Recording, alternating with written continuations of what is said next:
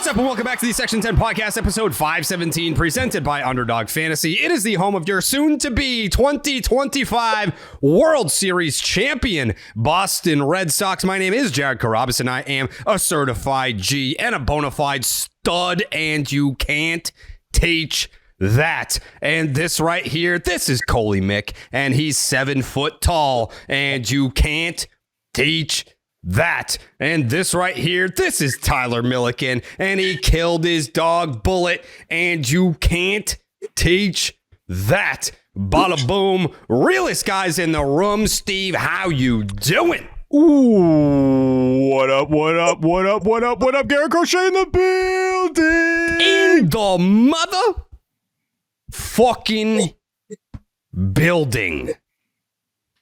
Presented by Blue Moon. Suck one. Joined by Loomer fucking Loney. We got the pig pen rolling. Garrett Crochet's a Boston Red Sox. We are rolling it out here today because, listen, hey, we said, hey, Craig, where's the pulse at? Hey, Craig, you gonna do something? Hey, Craig, you want the Red Sox to return back to prominence? Gotta go out and get an ace. Jake, one more time. He's sick, but it's okay. Hey, Jake, feel better, Jake. But we need Garrett Crochet in the rotation. That's your opening day starter. But I don't think that they're done because the Red Sox are listening to assistant general manager Cory Mick because Jared Jones might be coming down the pike. And if it's not Jared Jones, it might be Luis Castillo. Both ideas formulated by Cory 2 months ago. We're not done yet, but we're going to discuss it. We're going to discuss it because it's a big day for the Boston Red Sox. It's a big day for the fans of Section 10 with Lou Maloney here. And maybe that's not it. Maybe that's not the only surprise guest that we have today. Maybe that's not it. I don't know. I'm not going to say anything here. What I am going to say is that Steve said I wouldn't wear the Mickey Mouse ears for this episode. I didn't say you wouldn't. I was just like, if you don't. I didn't say you wouldn't. You kind of implied I wouldn't do it. You kind of said that. You did say that.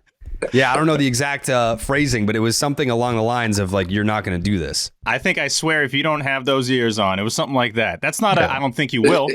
The way that I took that was there's a chance you're not going to do it. And lo and behold. I give you credit. You don't just have the ears. For those listening, he's got Santa hat on the ears. Well, it's almost Christmas. It's almost Christmas. We're getting Christmas time. Yeah. Couple weeks. Good. Yeah, it's almost Christmas. We got a gift. Time. We finally got a big gift. We got a big gift, Loomer. And listen, you know, I feel like this is the year. I mean, people keep asking for pig merch. We're probably going to get in the kitchen on some pig merch. Asking for His profile picture is a pig right now. He's just making a bunch of burner accounts. Where's the pig merch? Like, give me that it is. It is. Oink, oink, bitches. Okay. We are straight hog hunting. We got Boss Hog in the house right now. That to me, that's who Crochet is. He is Boss Hog. He's the guy we wanted. He's the guy we talked about. He is the pig. He's the swing and miss machine. This is I give them credit. Oh, they're out. They don't seem into it. All of a sudden, here comes Craig, right? And he's just sort of sleeping.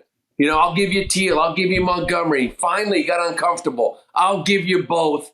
Give me Boss Hog, and the man is in the house. I couldn't be happier. Couldn't be happier. As far as like nicknames are going, we got Boss Hog. What about War Pig? Oh, I think Lou's the Boss Hog. When I think I thought you were talking about yourself for a second. I thought you were like, Boss Hog is here. Like, let's talk about Garrett Crochet. Yeah, I mean, I don't know. I kind of like them both. I don't know. But I mean, throwing out, I actually had to like Google it today. I was like, I don't know if there's like a secondary meaning that wouldn't make sense. But I mean, War Pig, that's a great nickname. I mean, if you're the head honcho of the pigs and your nickname is War Pig, you think Crochet right now, like on social, is getting like people from Boston excited to welcome Pig to Boston? Like, I hope no one's like going there that way. Yeah, what's up, you fucking pig? Welcome to Boston. Like, damn, I'm a fat ass. Step on in, you whale. Why did we get this guy?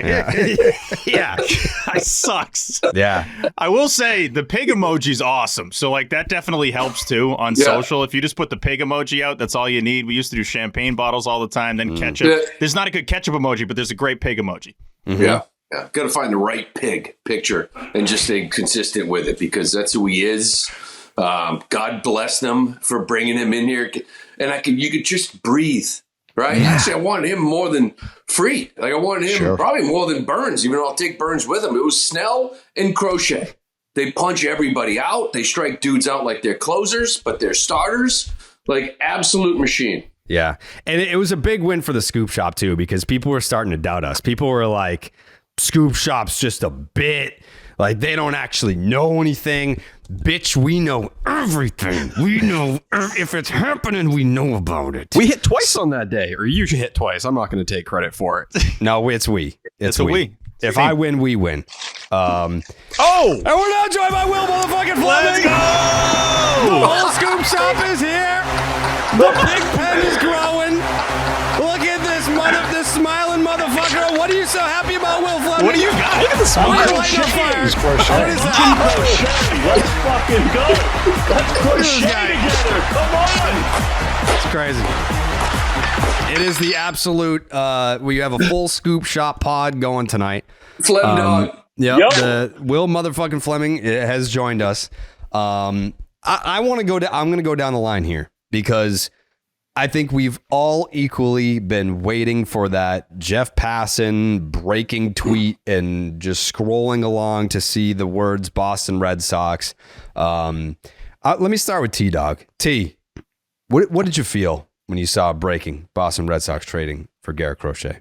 It was that head rush you haven't felt in a long time where you see the tweet and you almost don't know what to do. Like you kind of hold the phone and you're like, what the fuck am I even going to say? Your brain needs a minute to process it. You know, you hadn't had a trade that brought that kind of energy. The Mookie Betts trade made people sad when they saw it. The Chris Sale trade was the last time you felt that kind of rush where it was like, holy fuck, like the window opened. They're serious. This is go time for real.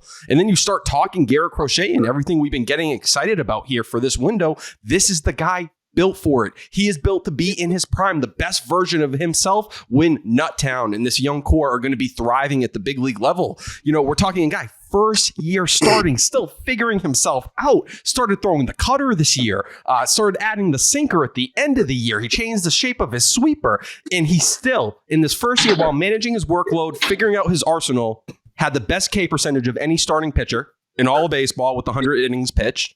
You go beyond all of that. Number 5 in FIP, the guys ahead of him, Blake Snell, Paul Skeens. Like, we're talking the best pitchers, Chris Sale, in all of baseball. And this is where he was ranking, and we haven't even seen the full version of him yet. This is Andrew Bailey's wet dream. It's my I can't even believe Let's it. cook. I can't even believe it. Can't even believe it. You got Tarek Skubal before the breakout. Now let's watch the breakout in front of us. Yeah. 25 years old. He's got a big ass. Is it Tony Maz always looking for that big ass, that John Lester ass? Will Fleming, what was your reaction when you saw the breaking news? Holy fuck, they did it. You know, I think that's what we've all been waiting for, as everybody knows and has been saying. I'm starting to see this thing a little bit more clearly lately. And that is that they definitely have a philosophy that they are going to stick to. And when they see something that meets all of that, they're all in. You know, I think all of us who've danced around the edges of all these other moves we want to happen, like, I still hope they do more. There are other things that I want them to do, but I think they pick their spots and they go hard at them. So does it make the next 3, 5, 10 years much more fun? Yes, it does. I mean, all of us are in the business of having a club that has a chance to be in the World Series. This guy makes that so much more likely. You finally have a top of the rotation guy. They need to add more. They will add more, but I just in the middle of crocheting and laughing at your Santa Mickey House hat. What more could we ever want, guys? This is he to me. The neck when I took a breath and was like, they fucking finally did it. It's like, okay, so now Craig has passed that test. Can I put my balls on the table and make a huge trade? He did that. Like, we can move prospects to get proven commodities. And now we'll see about the free agent piece. But to me, it's these big buckets that we're trying to fill. And the trade one, I don't know how anybody could not love the move. And so I'm really, really excited that they made it happen. Lou, some people are saying out there that this was an overpay. I want you to look into that camera right now, and I want you to address just generally. I mean, no one in particular, but just like a general sense. The people that think that this was an overpay. What do you have to say to those people, Luke? I've already forgot who the hell they dealt for him. I don't even care. I don't give a shit who you give up. I give a shit what you get back. And we were all in a very dark place. They weren't involved in crochet. I was in a dark place. I was not happy. My wife was just, what's wrong with you?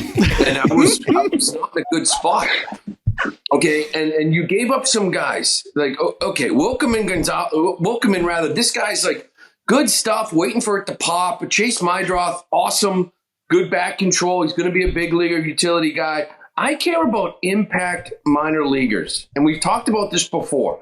The big four is tiered.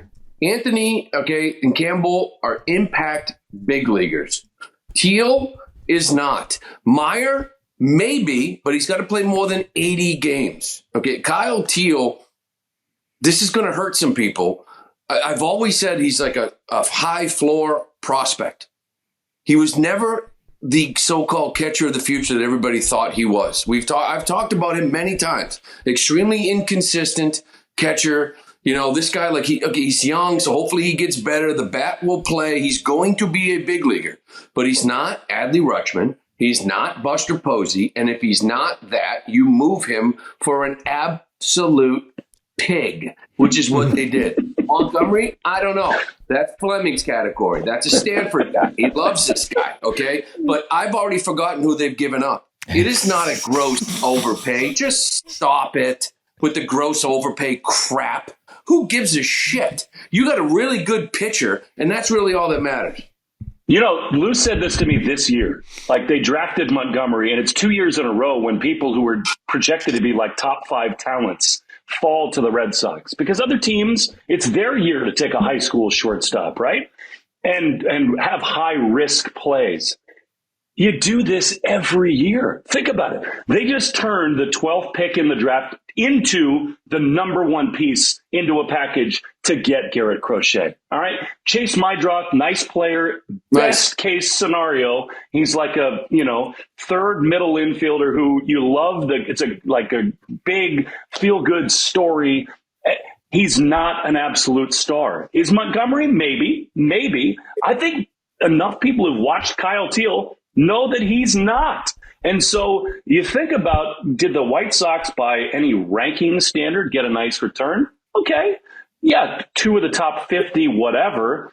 They didn't get the guys. And this to me is the job of a GM and an organization. Know your own players better than everybody else. And when everyone else thinks, oh my God, you picked the guy in the first round, this kid, Kyle Teal, who's the leader of your club. And what a great, the people who watch him every day say, we're still in the market for these other catchers. Do you think they'd actually be moving around looking for other catchers if they thought that Kyle Teal was the catcher of the future? They would not.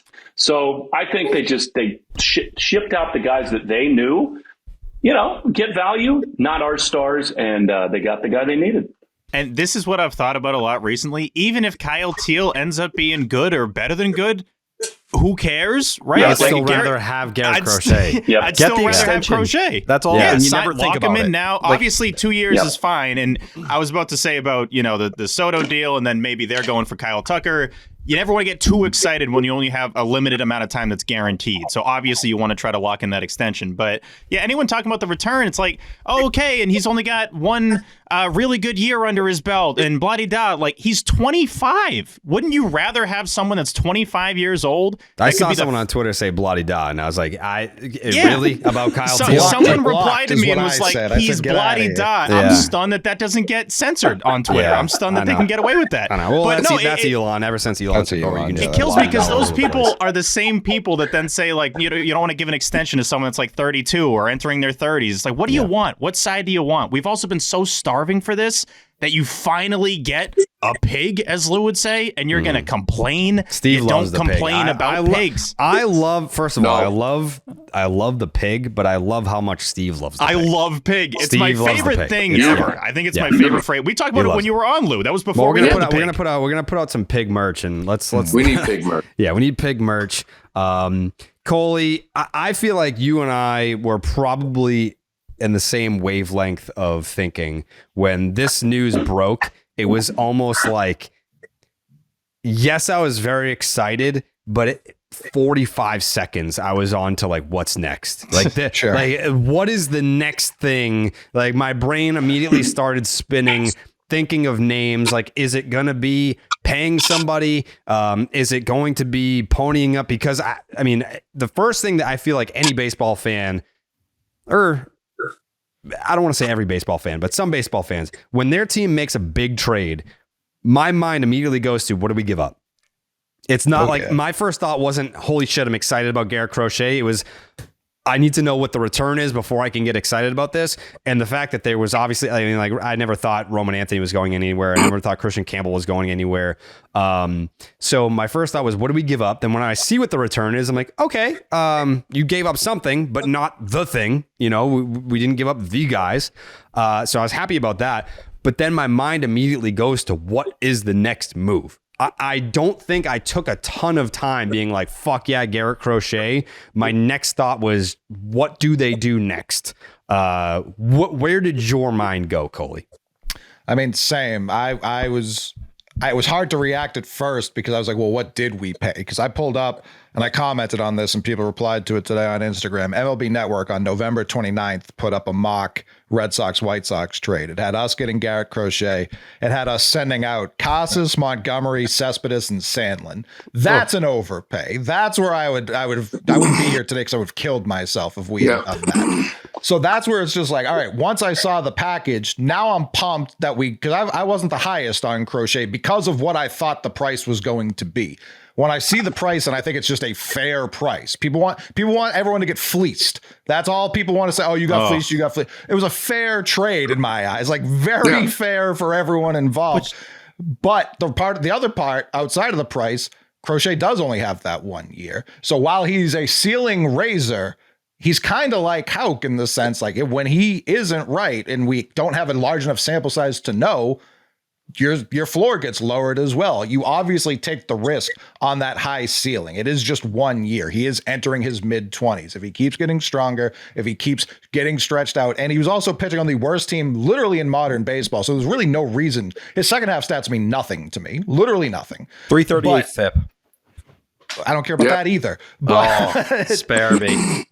It is that, hey, if we really want to fucking do this thing, go get me Castillo. If we really, really want to do the thing, do not get off the phone with Ben Cherington in Pittsburgh. You've already made one trade in the last 6 months. Let's make another deal.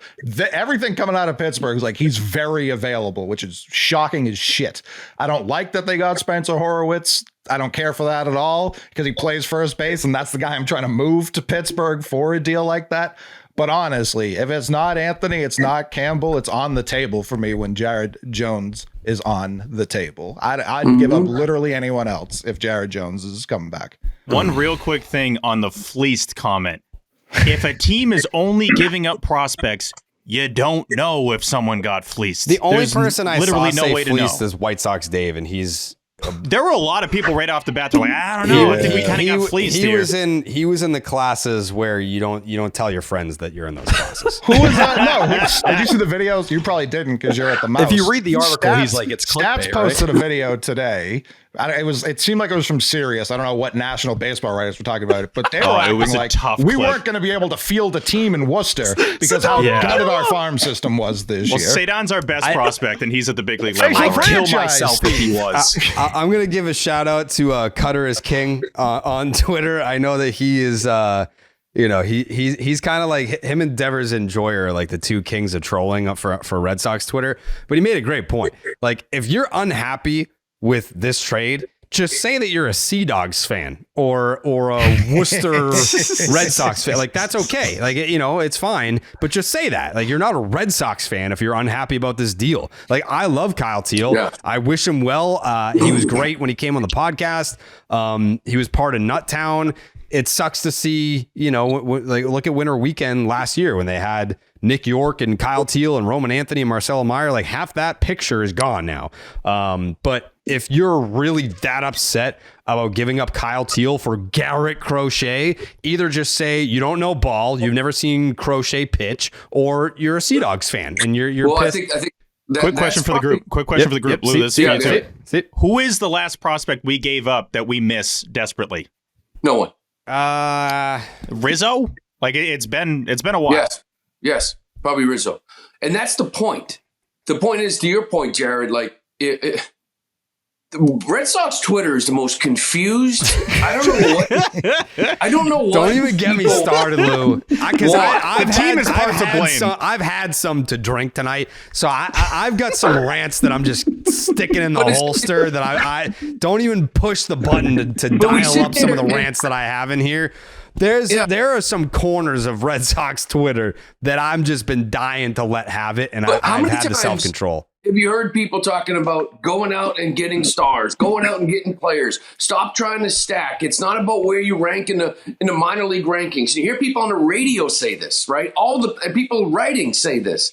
And then the minute they go out and get an absolute pig, a Garrett Crochet, and there's some people nationally, because locally, for some reason, the Red Sox, they don't want to hype up their own players. I think all of them suck. It's just negative, negative, negative. I get it. But nationally, you got guys calling Crochet the top 5 pitcher in the game, which is what he looked like at times last year. And you still have people coming out saying the Red Sox gave up too much. Well, do you want them to get better or not? Or go after this guy. I wouldn't have given Fried that much money. Or Burns ain't worth it. It's like, will you figure out what you want? Like, do you want them to spend or don't? Do you want them to get really good players and give up some prospects who aren't your big 3, who aren't on a big league team? Like, it's the most confusing thing in the world. I get it. When you do sports radio, you got to alternate your takes all the way, right? You got to be bobbing and weaving. But like the bobbing and weaving right now is like actually comical, and people are losing credibility by how hard they're trying to look at this trade as a bad thing. And if you are, you don't know Crochet. You don't know baseball. You don't know the players they gave up. You don't know shit if you are ripping this trade. I agree. You know what else I agree on is that Underdog Fantasy is the best app going right now. That's True. right. It's the greatest time of the year again. Football's back, and it's here to stay until February. Over 1 million fans across 33 states got in the game last year by making picks on Underdog. It went up to 1,000 times your money just by choosing higher or lower on your favorite player's stats like touchdowns, passing yards, and much, much more. Making picks on Underdog is straightforward, and signing up is even easier. Just head on over to Underdog's simple-to-use mobile app or on UnderdogFantasy.com. Sign up with the promo code Jared. That's Jared.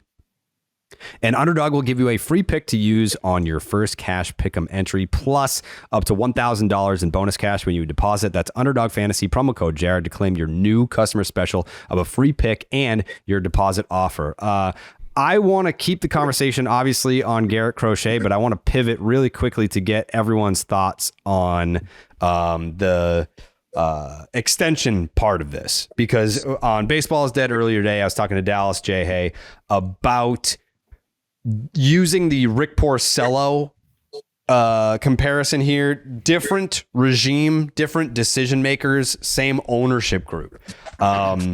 If you're the Boston Red Sox, because I believe that, I don't know who had the report today, but someone said that the trade was not contingent on an extension, but obviously that's something, if you're giving up a package of, 2 of your top prospects, that's going to come across at some point. At what point do the Red Sox approach Garrett Crochet about an extension, and how likely is it that it is before he throws a pitch for the Boston Red Sox? Very. It should be. You'd be stupid if you're not that aggressive about it. If you trusted your evaluation this much to give up that kind of prospect haul, take advantage now. If you believe he's about to break out, you can get that ace. You hear John Henry, the report comes out last night. Doesn't like giving out contracts to pitchers. Still very cautious about it. He feels like he's been burned if you go back to Price and Sale. Cool. Well, you have a chance to get a young ace that you believe in through his prime. You can sign him before he has the breakout, before he becomes the next Scooble. So jump on it right now. If you truly believe in your pitching infrastructure, this is the perfect time to do it. Pay him and you will have an ace under contract for 6 or 7 years at below ace money. And we see the way the market's exploding. If he has that kind of year, it only becomes harder and harder. And he's not a Scott Boras guy, but it becomes, the negotiations. That's where you get the Red Sox where they start clutching their pearls again. You don't want to walk down that path. He also said at the trade, part of the reason he wasn't traded in the middle of the season is he said, whoever trades for me needs to extend me. So he's coming. We know he's coming into this with the mindset he wants to stay here and he wants to get paid. He already had the surgery. Now he is looking at wealth, not riches, wealth. Yeah, he's going to sign, I think, a relatively fair deal.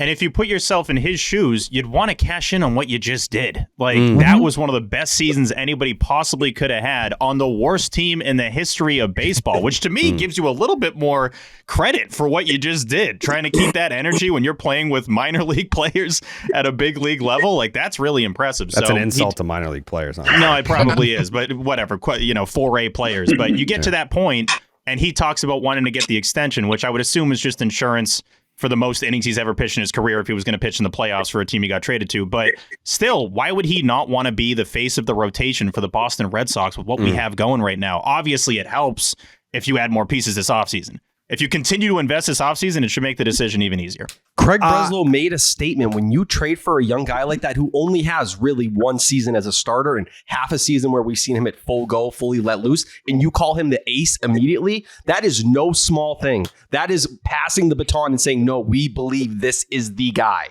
Okay, then. So treat him like that. Breslow said today, it didn't start at the trade deadline with Crochet and them talking. It started a year ago, an off season ago, before the breakout happened. They saw it, they knew it, and they thought something was about to happen. Took a year for it to all kind of come together, but they saw the vision. See the vision through. You were right already once. You're going to be right again if you believe in that stuff. Yeah, I see the vision, and I know it's a weird comparison to make, but it's almost. I don't want to say I was happy about it, but I was okay with missing on Yamamoto because of the build. But you take one look at Garrett Crochet and you're like, you can't even say his fucking name, Tyler. But you look at the build. Who was talking about Yamamoto more than me a year ago? Yamamoto, go fuck off, please. Yeah, but you do. Because I can't talk. I have limitations. Yalla poopy. But yeah, you take one look at Garrett Crochet and you're like, that's the guy. That's the guy. I would say, to Coley's point, he brought up the All-Star break thing. Like to me, that's kind of gotten blown out of proportion. For me, when you're a guy like him who went through Tommy John and missed 2 years, he's his own company. He's his own business. He already started in July you can't go 200 innings. He had 100 innings in July. So any team that was going to trade for him, I don't even know. I thought he was untradeable, as a matter of fact, because you can't expect him to go 190, 200 innings after throwing 12 innings in 2 years. So I think he came out, was like, listen, I just said Tommy John. I missed 2 years because of it. That sucks.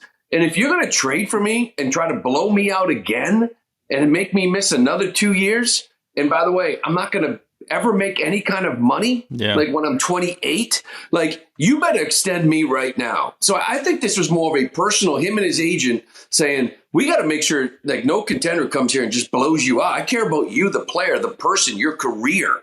I think that had everything to do with that. And it makes 100% sense to me. Now, whether there's an extension early, everybody's different. Given his history, maybe he would jump on it. Maybe he would. As the player, I absolutely love him. You guys know, he was my number one guy. However, as a GM mindset, I want to see it for a little bit. You know what I mean? I do. And you know what? If he's awesome, pay him. You're the goddamn Boston Red Sox. If he's awesome, though, then he's got 1 year left, right? Wouldn't he just ride it out if he's awesome and then He probably would. He might love it here after 1 year and what they're doing with him, but then pay him. So yeah, there's some risk waiting. I get it.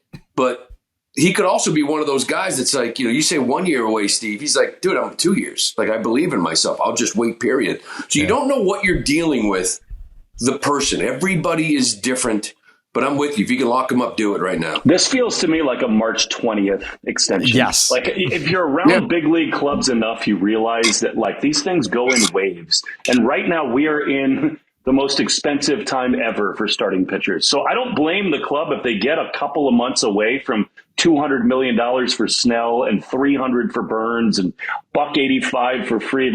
Get him into camp. People are laid back. They're relaxed. It's warm. There's no real pressure. You're not feeling the intensity of Boston. Olive Garden. You love Alex Cora and Andrew Bailey, and all of a sudden we're sitting there at JetBlue, and Breslow and Sam and Cora are saying we've just extended Crochet for 7 more years.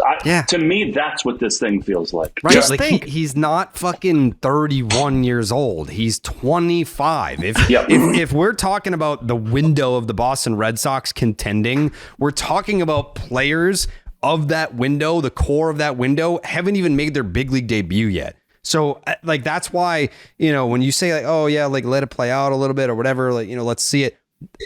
I think you kind of just have to roll the dice. You have to risk it and be like, hey, we are willing to do what we did with Rick fucking Porcello and give you an extension. Obviously not 4 years at $82 million, but we're going to give you a commitment that says we believe in you. We don't need you to go out there and prove it to us. We traded for you because we believe in what we saw and you're our guy. So here's a contract that's going to reflect that.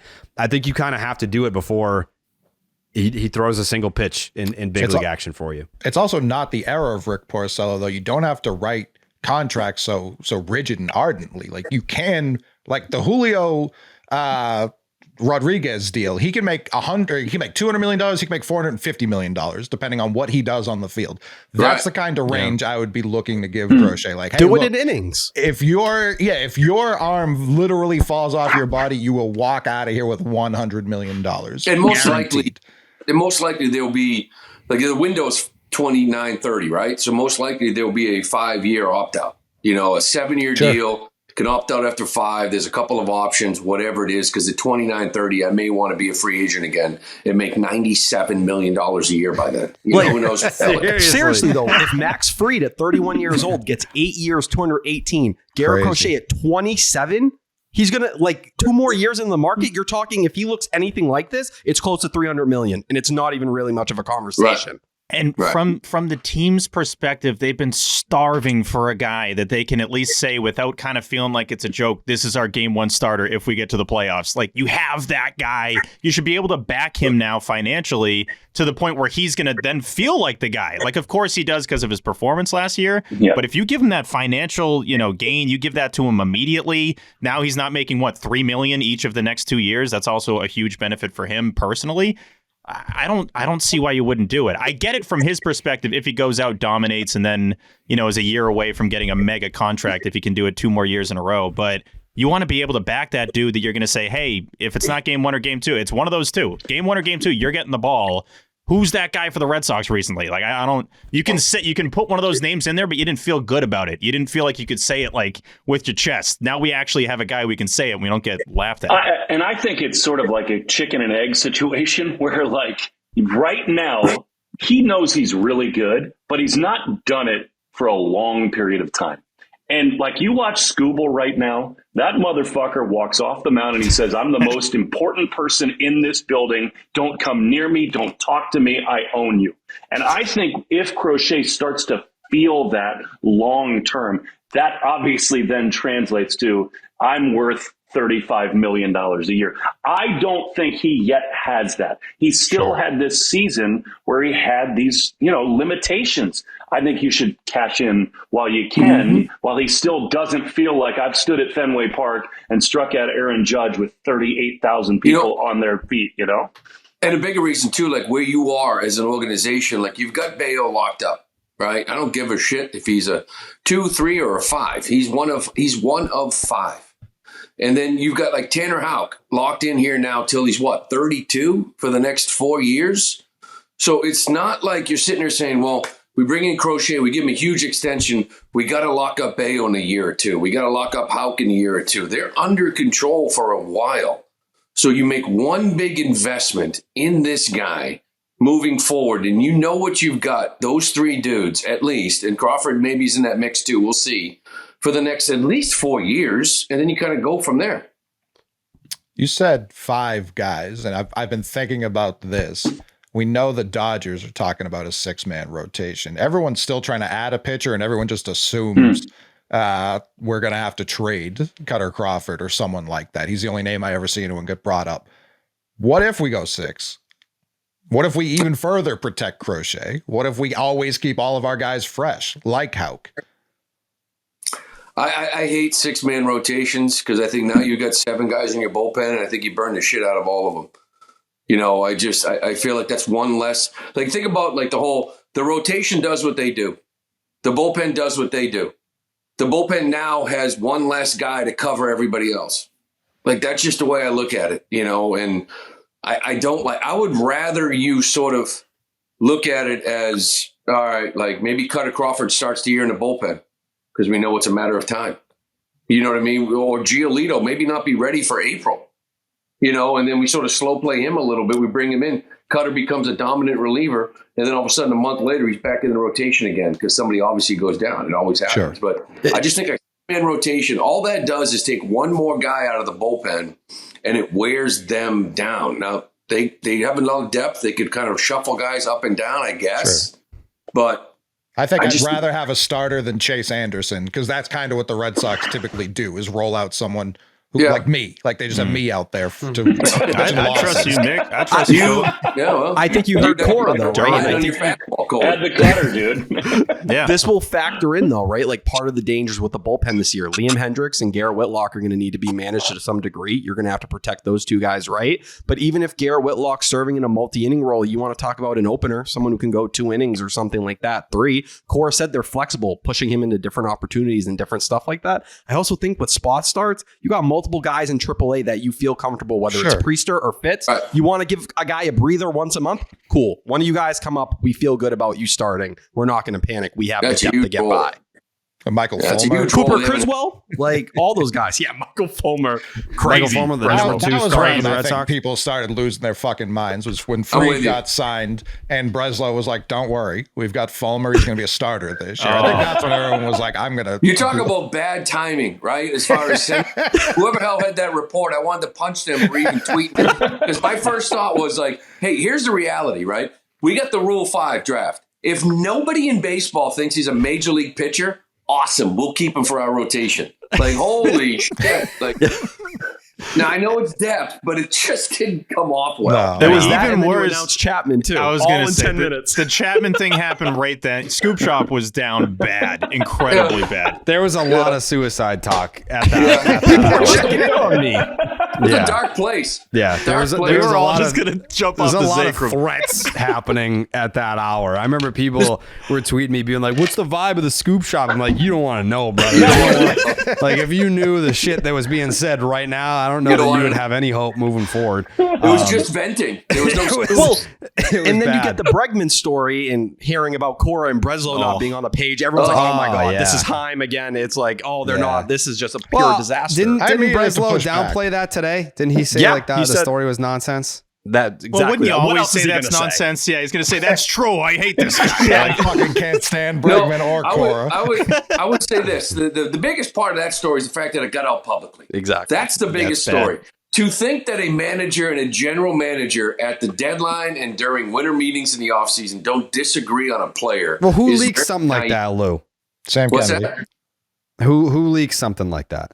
Smash buzzer, Sam Kennedy. I always look at like who looks bad in it, right? Who looks bad from the story? It ain't him, right? So it's like I kind of feel like Breslow came off bad, so I know it's not him.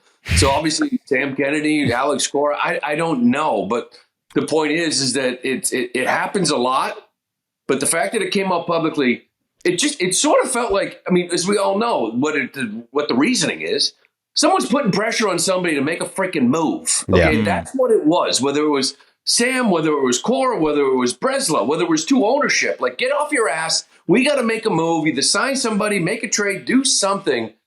So I felt like somebody was obviously pressuring somebody to get something done, right? That's why it came up publicly. Well, that's one of the biggest things I've been stuck on the last few days. And now it makes a little more sense. You got Crochet. You still haven't spent money, though. Like that part still hasn't happened. When we talked about it in the Scoop Shop, but when Breslow is saying we have to get uncomfortable, we have to be okay being uncomfortable with moves and signings, I do wonder, and we have hypothesized, is that him talking to John Henry? Is it like, were you only willing to open the checkbook for Juan Soto? Which, let's be honest, that makes no sense. If they were only willing to pay Juan Soto, which is not, you can argue, obviously, it's not your top need, even though he's a generational talent. how does that, like, I don't understand how that can be anywhere near the normal thought process for this offseason when you've already committed, at least verbally, to spending more. That doesn't make any sense to me. Well, they haven't spent the money. So, I mean, Breslow saying we need to get uncomfortable. I didn't realize that meant putting Michael Fulmer in the rotation. Well, do we think that was him talking to Henry? Do we think that was like a Henry it makes comment? sense. No. It makes sense because honestly, like if you're the GM, the decision maker, and you come out and you're saying, we have to be uncomfortable. You know, we have to get uncomfortable, whether it's like contracts or trades. And so we're hearing this and we're looking at him going, you're saying this, but you haven't done anything yet. Right. So it actually makes no sense for him to say this. Well, unless he can't offer saying that to ownership.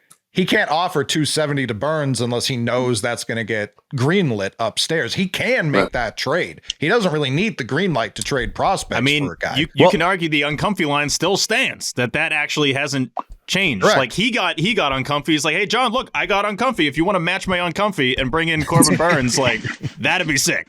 Let's do an uncomfy off. How fucking uncomfy you want to get, pal? Yeah, I get so uncomfy. They're designed to make homeless people uncomfortable. He's like, try me. Roman Anthony's out the door. I'm getting uncomfy over here. But this is after the Max Fried contract where you do the math in your head. The Red Sox are at 7,190. The Yankees are willing to throw an extra year and get to We confirm that, Jerry? What was that question? We confirm that Fried offer. Did that actually happen? I know it's been reported. But 7,190. I heard 7,185, but I mean 7,190 is in the same. Because Bradfo comes out and says, hey, someone close to Fried's camp believes if they match the Yankees' money, which he wanted to break the David Price deal. We talked about that last episode. That Very he was clear, coming going to Boston. $1 million above. Yeah, but you also had deferrals in the contract. That was the first thing I thought. I was And like, an all right, extra dude, year. like credit to you. Who even cares who signed the biggest lefty deal? Like that's not a real weird thing. That's Just what get the most I money. texted that to the fucking BID group text. I was like, it's not the highest AAV. It's not the most years. It's not the most money. Like, what record does everyone keep talking about breaking? Dallas was like, oh, the highest paid lefty. I was like, who gives a shit? You think David Price is like, the damn it? record, like just making shit up. Yeah. Oh yeah. No, the highest paid pitcher for a player born in Indiana. Who gives a fuck? It's 8 years later, and you needed an extra year to do it. Tyler, who is that, by the way? I know you know that. Who is the highest paid Indiana pitcher ever? Yeah, who's that? That's UT. That's UT. Give me a second here. Yeah, look it up, T. Yeah. Don't you think they went into this, though, saying we need one of the big horses, period? Yeah. That was the pivot after Fried. And so then Fried goes, Crochet's better than Fried. Yeah, I'm not going to let you say it. Plan A was always Garrett Crochet. Like, that was their plan A. Yeah. So, like, when Dallas was like, oh, they missed out on Juan Soto, so they pivoted to Garrett Crochet. Like, no, like, Soto was just the first domino to fall. The plan A was always Garrett Crochet. It was always, we're going in here. We need an ace. We need a frontline guy. And Crochet was always the first name on the top of the list. Like, who else? The youngest. Like, do you think that they would have preferred, like, serious question. If you're the Boston Red Sox and you can flip a switch and you get Corbin Burns or Garrett Crochet, which pitcher are you flipping the switch for? I think it depends. You have to know if you can extend them. Yeah, I think with Max Fried, they looked at it, and it's like, you don't have to go up the prospects. As we heard in the days leading up, the Red Sox had kind of taken a step back. I think when they realized they missed out on Max Fried, I think they go for the younger pitcher that has the ability to punch guys out. But we hear that after Fried signs. And the lefty. But we hear after Fried signs, Chris Getz goes to bed and he gets a text from Craig Breslow, and he's like, hey, all right, let's get it done. Let's make the move here. I think we talked about this before, like when the whole, like right at the beginning, a month ago or so. Remember talking about Max Fried and saying, listen, I love him. I'd like to have him because at this point you need somebody. But he really does nothing that they want. You know what I mean? Like nothing. Like Breslow came out, and I was surprised that they actually went as far as they did, 7,190. I wouldn't have been shocked if they didn't get interested in him because he doesn't strike guys out in the zone. He gets a lot of ground balls. There's not a lot of swing and miss. He is, his age. And I understand you needed somebody, but I was like, these guys want strikeouts. Look who they've picked up. Like they picked up Chapman, who just punches dudes out. Now he'll walk some guys, but he punches guys out. And then you've got, Crochet, who strikes guys out like he's a closer. So it's like, it's obvious where they're going with this. I think their dream, don't you think, Lou, if you gave them truth serum a month ago, they would have said our dream offseason is Snell and Crochet. Agreed. Those are the guys they wanted. 100%. And we'll never know what happened, the internal workings of that Snell thing. Like you could sit here right now already and say, know. you do. With a scoop shot. Yeah, dude. I said today, I was like, the Scoop Shop has had direct communication with every player linked to the Red Sox except for Soto. Like that's not even an exaggeration. Every fucking player that's been linked to the Red Sox, direct communication. Now, listen, I'm new One-on-one. to the Scoop Shop, kind of like a Scoop Shop virgin, probably in the calendar year. I don't know. Do you ever reveal like at a later time, or is that like against is that suspension worthy? I don't even know. I feel like once like Depends things what it is. once it's not compromising to anyone's future earnings or place in society, I reveal stuff. Sure. All right. Once it doesn't matter anymore. But like, I just think this is where things get really interesting to me, because I think Craig wanted Snell bad. And that's where, like, they're running this number over on Jersey Street of like age, years, and whatever numbers they're running, right? Swing and miss is Yeah, well, that's definitely what Craig wants. But I'm saying, like, did he go to them and say, hey, I'm ready to go to the mattresses for this dude? Can we give him $225? And the answer was no. And that's when things change and you trend toward the big trade. I don't know that part of it, but that's where we don't yet know that. Like, what is the thing where the GM, president of baseball, can go to the team and say, I want to pay this for this person and get the green light? I think with the Snell situation, it was the Dodgers were the most aggressive, the more like it's almost like I don't know, this offseason has been speed dating for a lot of these teams where they're like, all right, we want somebody, we don't really know who, we're interested, like we know you're talented and you're talented, you fit our need, but you also fit our need. What's your price? And the Dodgers they began the speed dating round, and the Dodgers walked up to Blake Snell and said, we want to marry you. And we want to offer you a contract that reflects that. And he was like, wow, okay. Like, it was as simple as that. I mean, I don't think it was the Dodgers. I think that factors in. Yes, but I don't think it was a geographical preference. I think it was just the Dodgers made him feel wanted. And it's not like they didn't give him market value. Like the fifth best AAV's AAV. $36 million or something like that. Fifth best AAV going to next season. That's what I'm saying. They hooked him up. But also, like, I think last offseason kind of played a role too. Exactly. Right? That definitely played a factor. Yeah. Like, it is the Dodgers. Who doesn't want to play for them? So, all the projections where he was like 5'1", 160, they gave him whatever it was. That's breaking news. Jared's not going to play for the Dodgers. I would not. No.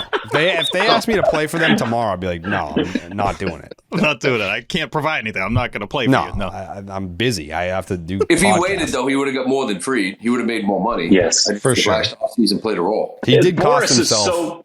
Boris is so powerful, isn't he? And I find it so interesting that like he's trying to like make up for last offseason. He knows that he screwed his guys, and like in a way, Snell was the guy who stood up for him and said, "I'm with Scott," and then he's the first guy to go. That definitely played a role. The fact that last offseason went the way that it did, and Snell had major PTSD, but the Dodgers also came correct. It's not like he didn't leave any money on the table, at least for the years that he signed up for. No. He set the market. The second guy always gets, like, if Burns, the longer Burns goes, the more that's going to come down. More teams will get eliminated. He needs to hurry up if he wants to truly maximize this. Correct. I'm still stunned that Crochet happened before Burns.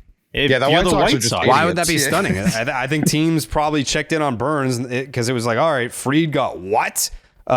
Teams are bidding what for Soto? So there's plenty of money to go around. But when we're talking speed dating, that he would be the last one left of the big dogs. Unless Ceases happened. But then once the Red Sox go get Crochet, it's like, all right, well, now we're like a little more comfortable with if we don't sign Burns. But the White Sox huge ask was actually matched even before Burns went. Like, I'm sure you're sitting there saying, like, if you believe all the stories, it was like, whatever it was, Wilkeman and Mydroth with either Teal or Montgomery.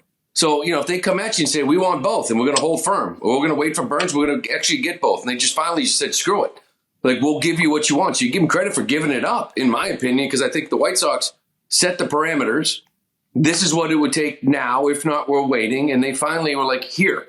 So you get it done before. They met the asking price, which to me is not outrageous. It's not an overpay. Just stop with all of that, whoever the hell's saying it. So I think they got what they wanted. They did all right. You got to figure that's what happened. That it was, we'll take Teal, we'll take these other guys, but we need your last 2 first-round picks, basically. And when you get that report of, Breslow saying, hey, let's get this done, like it had to be adding in one of those guys. I would assume Teal was already part of it. Yes. And then adding in Montgomery was the one that got it done. Yep. They added both. I totally agree. I think that's the 6 a.m. text. Okay, you can have Montgomery. You can have both. Deal done. I think that's what happened. Yeah. I would agree. I don't want to disrespect Teal, but I came away from it thinking I feel like Montgomery is going to be the guy where I'm like, fuck, I wish we didn't give him up. It's the ceiling. It's the power. One of the most ridiculous outfield arms you've ever seen. Like, that's the stuff that can make you a superstar. Yeah. I think I got to say something real quick. I think we've kind of alluded to this earlier in the program, but Breslow needed to know he could do this as much as we needed to know that the Red Sox could do this. I feel like those are kind of parallel, where now he knows he can get a deal like this done, and now we know he's capable of it. Those are kind of at the same level for me. Because again, when that initial tweet came in, I don't want to spoil one of our DMs we got coming up later, but the fuck? That reaction was like, oh God, we actually did it. Like they actually were able to do it, which then opens the door for everything else. The Scoop Shop, it's my new favorite text thread of all time. We can get a little crazy in there and start throwing hypotheticals around that I think are now justified, where before they maybe weren't as justified. Now it's like, oh, okay, you can talk about acquiring this guy, trading that guy, doing that, and not feel as crazy because they actually got a pig, Jared. They actually got a pig. They got a pig. I love it. Steve, keep it going. I'll say this too. It's my favorite thing. You talk about how big it was for Breslow, and I would agree 100%. Like I don't know how about you guys felt, but when I heard Theo was down in Dallas, I felt better because it's still in Theo we trust. And he will never, even if he was involved in this, you will never hear about it because that's just Theo. He's done enough. He doesn't need it. He wants Breslow to get credit. And this isn't against Breslow because even young Theo had Larry Lucchino doing some things, right? Like I think you need that experience. Breslow's sitting here talking to, I think it was Jen McCaffrey at the story, admitting that last year he wasn't decisive enough. He was too slow. There was some trades he could have made. Like, he can still be a great GM. He could be a Hall of Fame GM. But year 1, year 2 is not easy. Being in a room, pulling off a trade, closing out in a free agent. You do need some experience. And Theo being down there, maybe getting this thing over the hump, maybe convincing him, listen, I know it's uncomfortable. I know the computer says the value isn't there. We're losing on this deal. You got to make this trade. And I don't think he'll ever get credit. I don't know if his name will ever be mentioned because it hasn't been mentioned at all. But I do think he had played a role in this thing because 2 years in the league, man, you're asking a guy to do like Dave Dombrowski Hall of Fame shit. So I think everybody could get a little bit of help in that, and I personally, I believe he did. I believe he helped out. And it goes back and, whether it was fair or not, the narrative around baseball and towards Heim was that in a lot of these situations, he wasn't willing to bend the knee, right? He wasn't willing to kind of give up that extra prospect or whatever it was. And it turned some people off and led to some people feeling like, hey, he was a little too indecisive. If you go back to that ESPN column that had dropped a couple years back where people were saying he was obsessing.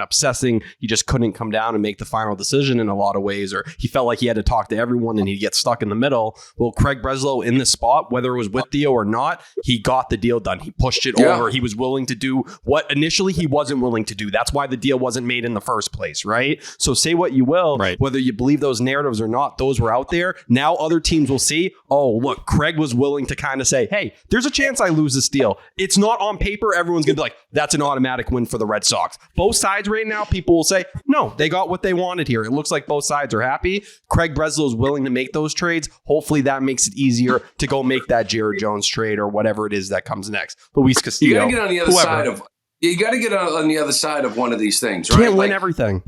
No, like the Max Fried contract, was it an overpay? Sure. You know what the talk was the next day? Garrett Cole, Max Fried, Rodon. They're talking about how stacked that rotation is. Nobody gives a shit how much they paid or how many years they gave them. So it's like, everybody infatuates over that. Like, did I get enough? Is it a fair deal? Did I give up too many prospects? Here's the thing. The next day, they're sitting there going, look at our rotation. I got Garrett Crochet on top of it. Where else can we go now? Craig has already forgotten how many prospects he's given up for him. So it's like, you got to get on the other side of that to actually see what that looks like. And they just did, which is big for a second-year GM who is smart, who knows the game, who's, can get this job done. Whether he got help to get over that hump to see the light, I don't really give a shit because this thing got done. So hats off to all of them. To that point, when it's game 2 of the ALCS, who the hell's talking about the money or the prospects or anything? No one gives a damn. No one gives a damn. They see the graphic of who you have going, and they're like, okay, they actually could get over the hump with this guy. That's all they care. I heard Price's contract get up plenty during the playoffs. I'll bring that up. well, early playoffs, I think it might have been fair. That's what fair. I'm saying. Like, but early they will bring it up. Like, I agree with Lou. In the coming, if we sign Bregman today, the next couple of days are going to be like, this is sick. 3 years from now, I don't know that you're saying that as much. So there can be buyer's remorse. And I think they're going to see that with Fried. I'm thrilled we didn't do that. I feel more with pitchers. I feel it more with pitchers, though, when it's the guy that, like, you need to feel good about winning the game. Obviously, the game's changed a little bit in terms of how many arms can get you the W. But, the Sox actually finally have one of those guys, and we haven't had that in a long time. There's fire where there's smoke, and this is something where people will say that all of us are honks for the organization for defending them and stuff. Like, I don't think that John is wrong to not want to give 9-year deals to 30-year-old pitchers. Like, that is lunacy. It has not worked. Look at Scherzer, look at DeGrom, look at all these dudes recently. Like, give them 4 and pay them $50 million a year. While the CBA is what it is and there's no cap, do that, do the short-term thing, blow them away. I don't think it's unreasonable to not want to give long-term deals to old pitchers. They're in on young studs at the highest level. There will always be some dumb team that'll do it to get the player. And that's fine. Sure. Might happen for Burns in the next couple of days. I look at how, we weren't the only team to respond to Fried. The Rangers immediately brought back Eovaldi at 375. And I feel like it's very antiquated baseball to be looking at the 75 or the 218. You look at those two players, one of them got 25, the other one got 27.25. I would rather have Fried at the 27.25, even if it is going to be paid for a couple more years after that, than paying mid-30s Eovaldi $2.5 million less. That doesn't make sense to me. Loomer. Yep. You got to get to bed, kid. I got some dad shit to do. Yeah, you got to. Trust me. Anyone wants to talk about dad duty? Shit, man. Don't I know it? Guys, I'll say this though. It was a pleasure. We got Boss Hog, War Pig, wherever you want to go with it. You're Boss Hog, I think. You are Boss Hog. That's so right. I'm Boss Hog. He's War Pig. Yes. There we go. Boom. And then the next one, we got to find another pig name for the next guy we get. When Jared Jones gets here, that's what you need to be focused on. Well, we need like a young, like the piglet. Yes, like exactly. We need like a 20-year-old that's like throws gas and call him Piglet. That's like Corrales. You got to build a freaking pig pen, and we all know it. So let's get another one. Yeah. It's an honor to be here on the little, last emergency little podcast here with the crochet thing. So I got my guy. I'm happy. It's all about pigs. That's how we roll. That's Lou Merlone. All right, boys. Thank you for stopping by. Later, brother. And see you, Lou. Be in touch. That's the Boss Hog, Lou Merlone. Farmer Lou. I went to fucking Party City on my way here to try to find a pig snout. Oh, man. That would have crushed. My only prop was the crochet needles, but I wanted the pig snout so bad. It's the greatest bit ever. Imagine Pedro Martinez Day. Everyone's flying the Dominican flags to like Garrett Crochet's pitching. Everyone's wearing pig noses in the stands. That's it. I want to wear a pig costume behind home plate. I think we should do this. The pig noses are good too because it's not a huge commitment. You just put it on, and then when he's not pitching anymore, you take it off. It's pretty easy. Yeah, I think pigs is the move. Yeah, I think, and like it's also a fire like warm ups. Like we need to get Crochet on the podcast, which is I'm not saying it's impossible. But I will say real quick, Sherry, if he warms up to War Pigs, yeah. It is funny because like this originated with Lou saying we needed a pig. So technically that means multiple players would have qualified as a pig. You got the He's pig. now like Crochet's the pig now. He is now just claimed. He's our first pig. Yeah. And he's going to live the longest out of all the pigs. That's the best part. Exactly. So he's war pig. There you go. Yeah, but there's plenty of pig. Like if we get a young pig, that's Piglet.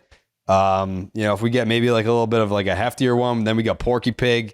Like there's Luis Castillo, come on down. Yeah, we need a hefty pig. Easy. Yep. Yeah, check those home road splits. Juan Soto looks like He's been eating good, it looks like. Rub that John Handy belly. I'll say this. There will be nothing I'll respect more out of Soto if he just stinks and gets super fat now. Like if he's just like, what the fuck's even the point? Who gives a shit, dude? These checks clear. Oh, I would love that. Absolutely. All right. Now it's a good time to talk about Blue Moon, I feel like, because some beers can say that they're brewed for baseball, but only Blue Moon is brewed by baseball. Beer and baseball, they just go together. No beer goes better than the one that was literally born in a ballpark. Blue Moon is created at Coors Field in Denver, Colorado. It's the natural choice for opening day and all season long. I have had some Blue Moons this evening, but I'm on vacation. Like I normally wouldn't just be like drinking on the job, but I'm on vacation.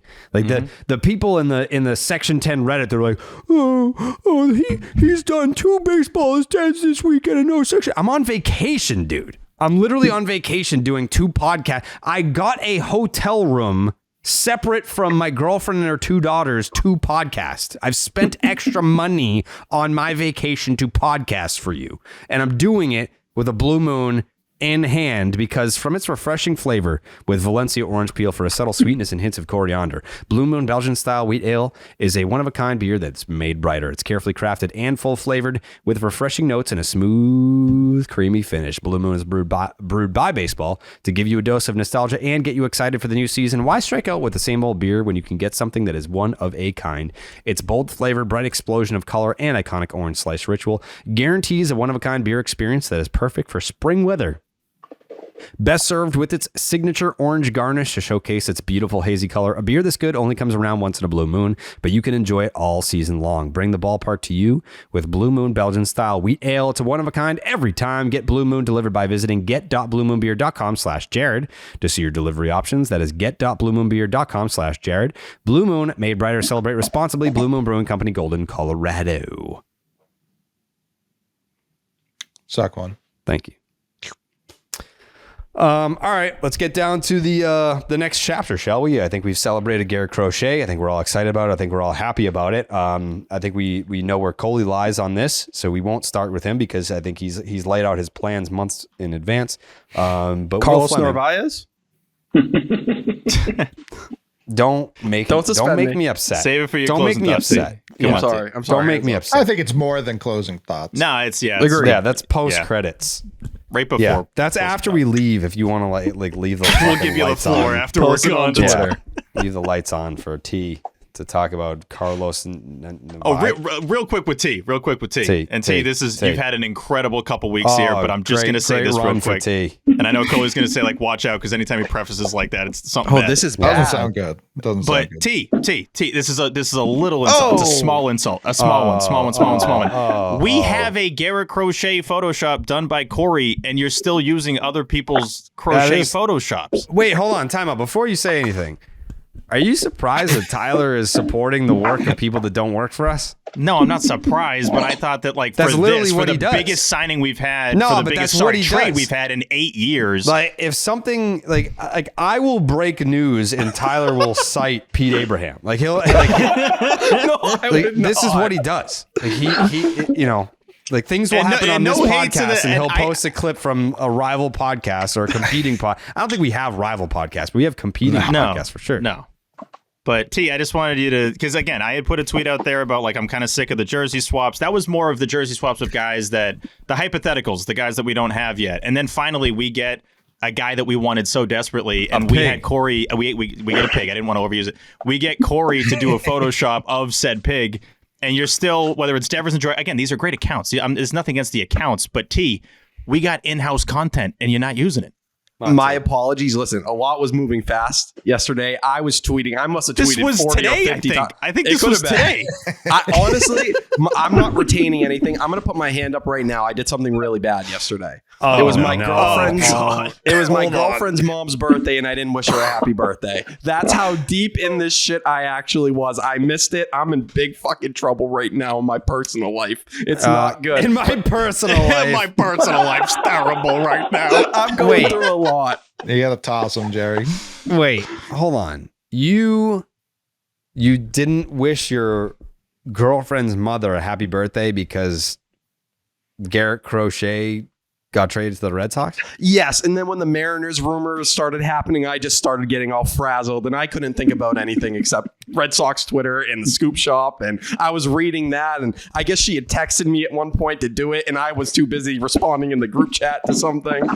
It's really bad. For Martha, you gotta toss him. You gotta toss him. He had time to get a pie, though. You joined me in Papagino's, so I'm not going to hate on that. I was going to give T a pass there until he said that Martha reminded him. Because, I was like, I'm on vacation, and I was at lunch with everyone, and the trade happened, and it's like, man, like I'm locked in on my phone, but like we're in the most magical place, happiest place on earth. Like I'm trying to be present, but Garrett Crochet, but then trades are happening and there's rumors abound. Like I get it. Like I was in the same spot as UT, but she reminded you to do it, and you still didn't do it. So listen, it's indefensible. It's indefensible. Yeah. I'm sorry, T. Listen. I was there with you until the reminder. Like I think if you had just said, "I forgot my," let's just call her your mother-in-law's birthday. It's like, all right, yeah. I mean, like the day got the best of you. That happens sometimes. But the fact that Martha reminded you and you still didn't do it, like you should have just dropped everything right there and sent. Let's be honest, the fact he walked himself into this one, like he said this, we would have never known this if he didn't bring it up on the show. Martha would have told me.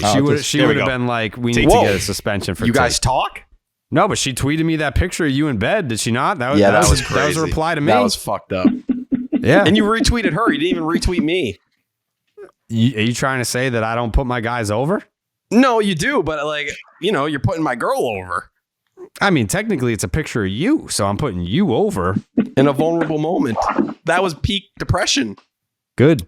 One quick thing for T on top of this. So people with the pizza photo, they saw that the TV was on the floor next to the bed. Just wanted to get an explanation for what was up with that. Yeah, what's up, T? Listen. T. I've been here for roughly 3 weeks now at the new place, and not everything's where it needs to be. T. It's a lot of time. Good about it. The TV's a day one thing, just for the record. But keep going, T. I'm an iPad kid. I spend a lot of time on my iPad. The TV's for the Red Sox games. iPad kid. Yeah. And when the Red Sox aren't on, I don't use the TV much. You're an iPad. You're an Amish-looking iPad kid. Yeah, there was no need for that part. You didn't have to include that. I understand. It was unnecessary, but I still felt like doing it. I bought a mount. I just got to figure out how to do the mount. I got a guy. I might need a mount guy. I might need a man to mount me. We got Eamon in the chat, by the way, and he all right, this is a good time to talk about it. Yeah. Eamon came up with the T for Tyler, by the way, so shout out to Eamon for that. Yeah. He also mentioned, and this is from earlier in the show, he thinks the highest paid pitcher from Indiana is Lance Lynn. It's not. So it's not. He said maybe it's Lance Lynn or it's LaTroy Hawkins. It's neither. Damn it! I did some research. I saw the chat. I saw the two names, and then I did my own independent research, and I found a player whose career earnings are actually higher than Lance Lynn's and LaTroy Hawkins from Indiana. Who we got? You're never gonna believe this. Sam Travis. Scott Rowland. Oh, there you go. Scott Rowland, $117 million in the bank. Hall of Famer. Yeah, correct. Yep. Mm-hmm. So I think right. No, in his defense, this was about pitchers. This was about pitchers. It was? I thought it said highest. I think it was highest paid pitcher from Indiana. Oh. Definitely pitcher. Mike doesn't fuck up. Eamon, you're good. You're good. Yep. That's there we go. He cooked himself. I don't even think it's necessary. This is a guy. I don't think you he's should have wearing Mickey hat. He's got the Santa hat on. He's at the mouse has taken him to task these last 2 days. The fact that he was even looking up Scott Rowland's salaries is admirable. It is. Yeah. He was quick I don't think that was suspension worthy, like at all. But Credit to Joey for putting that in. Credit to Eamon for getting the stat. Now I want to know if it's LaTroy Hawkins or Lance Lynn. We'll lock that in soon. Lance Lynn made more. Lance Lynn made $95 million, and I think LaTroy made like $47 million. He made like 47, yeah. Former Crochet teammate. But yeah, that was suspension worthy. I tried to say that Eamon didn't get it right, and he got it right. That's on me. No, listen, if you were at your house and you pulled that shit, big suspension. Listen, I had a fucking day today, man. Like we went to I don't even know, some Disney bullshit, and we went to lunch. We went to lunch at the fucking like Mickey Mouse luncheon. Yeah. And classic Disney thing. I'm sitting there. We went to Mickey's place today. And listen, and I'm sitting there and like, you know, the girls are like, oh, like I want mac and cheese, but I also want a salad. And I was like, get both. Get whatever the fuck you want. And then, you know, so we're having a great time. We got sushi rolling out. Everyone's having a great time. And then the waitress brings the bill and I was like, oh, fuck, I don't have my wallet. No. I was like, where the fuck is my wallet? So now I'm panicking. I'm like, did I leave it at the hotel? Because when you go through the gate, you have to like put all the shit. It's like going through an airport. So like you have to empty your pockets. I was like, did I leave it at the fucking security? Like, did I lose it in the Uber? I'm freaking out because I fly home tomorrow. I was like, I'm not going to be able to get on this plane without my license. So I'm like, all right, the mouse got the best of me again. I mean, I'm going to have to, I was like, I fucking sprint speed walk over there to the security. They're like, yeah, we don't have your wallet. And I was like, all right, so I guess I'm going to Uber back by myself to the hotel, go back to the hotel, and I can't find my wallet. And then I start digging through my suitcase, and it was in my suitcase. I don't know how. It was in my suitcase. So I find my wallet, and I go back. So I was just kind of like, once I got back, I was really agitated. And the Uber driver, when he drove me back to my hotel, like once you go past the main gate, it was like, it's a resort. So like my front door was like a mile past the gate. And I was like, yeah, I'm in, you know, and I said the number. And he's like, no, he's like, you put in this for Cory. You're staying on a Disney resort, right? I don't know. I recognize the background. It's for sure a Disney resort. You just take the bus, dude. No, I'm not. It's so much faster. No, I'm not at a Disney resort. The train doesn't go to every hotel. I'm not at a Disney resort. I'm not at a Disney resort. So the Uber driver was like, oh, you put in like the front office or whatever. And I was like, well, take me to my fucking front door. But it's like a mile down the road. And he's like, well, you only paid me to go this far. I was like, dude, I'll tip you double. I was like, just fucking take me to my God. Like I'm panicking that I've lost my wallet and I'm stuck in Florida and I have no license. I was like, dude, I'll give you $20. So he takes me there. I find my wallet and I go back and I'm all stressed out. But then when I get back, I'm like all grumpy and everything. So then D-Train was like, here's some alcohol. So then that's when it started. That's when it started. That's when it all started. That's when it started. And it was because I lost my wallet. T. Do you feel like this is almost some karma for how much you've made fun of me for losing my wallet? No, because I didn't actually lose it. It was in my hotel room. It was just in a different pair of pants. So clearly you didn't have it when you needed it. No, you're right. Last time I was down there, I had to get dipped one of the nights. I had my Uber driver drive me to the gas station, but I also needed to go to Walmart. So I was about to call another one. He was getting gas. He didn't speak much English. So me and him just kind of Spanglished out negotiation. And we had a wonderful night where we could barely understand each other. We were driving all over beautiful Orlando. I went to Disney Springs tonight. And it was right after we left dinner. So I was like, me and D-Train split a bottle of wine. She was already like 4 or 5 margaritas deep. So like we didn't really split a bottle of wine. It was more like 75% for me. I was like, yeah, you've had enough. But I get in the Uber to go back to the hotel to do this podcast. And what do I see dangling from the front windshield? A Dominican flag.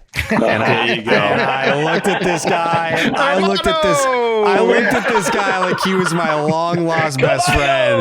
I was like, Dominicana, hey! He's like, yeah. I was like, yeah, you're Dominican? Yeah. I was like, where are you from? He's like, Santo Domingo. You ever been? I was like, Dominican Republic. Oh man, where are you from? It's the flag, brother. The amount of restraint that it took to not be like, yeah, dude, I'm from there. Like I am basically You'd be like more Dominican. specific. Like I know the area. That's where I'm from. man. Yeah. What neighborhood, brother? That's my town. Yeah, he said he's from Santo Domingo, and he's like, "You ever been?" I was like, "No, but I got some friends from there," and I was dying for him to ask me, "Oh, who are they?" Because I would have been like, "Fucking David Ortiz and Pedro Martinez. You ever heard of them?"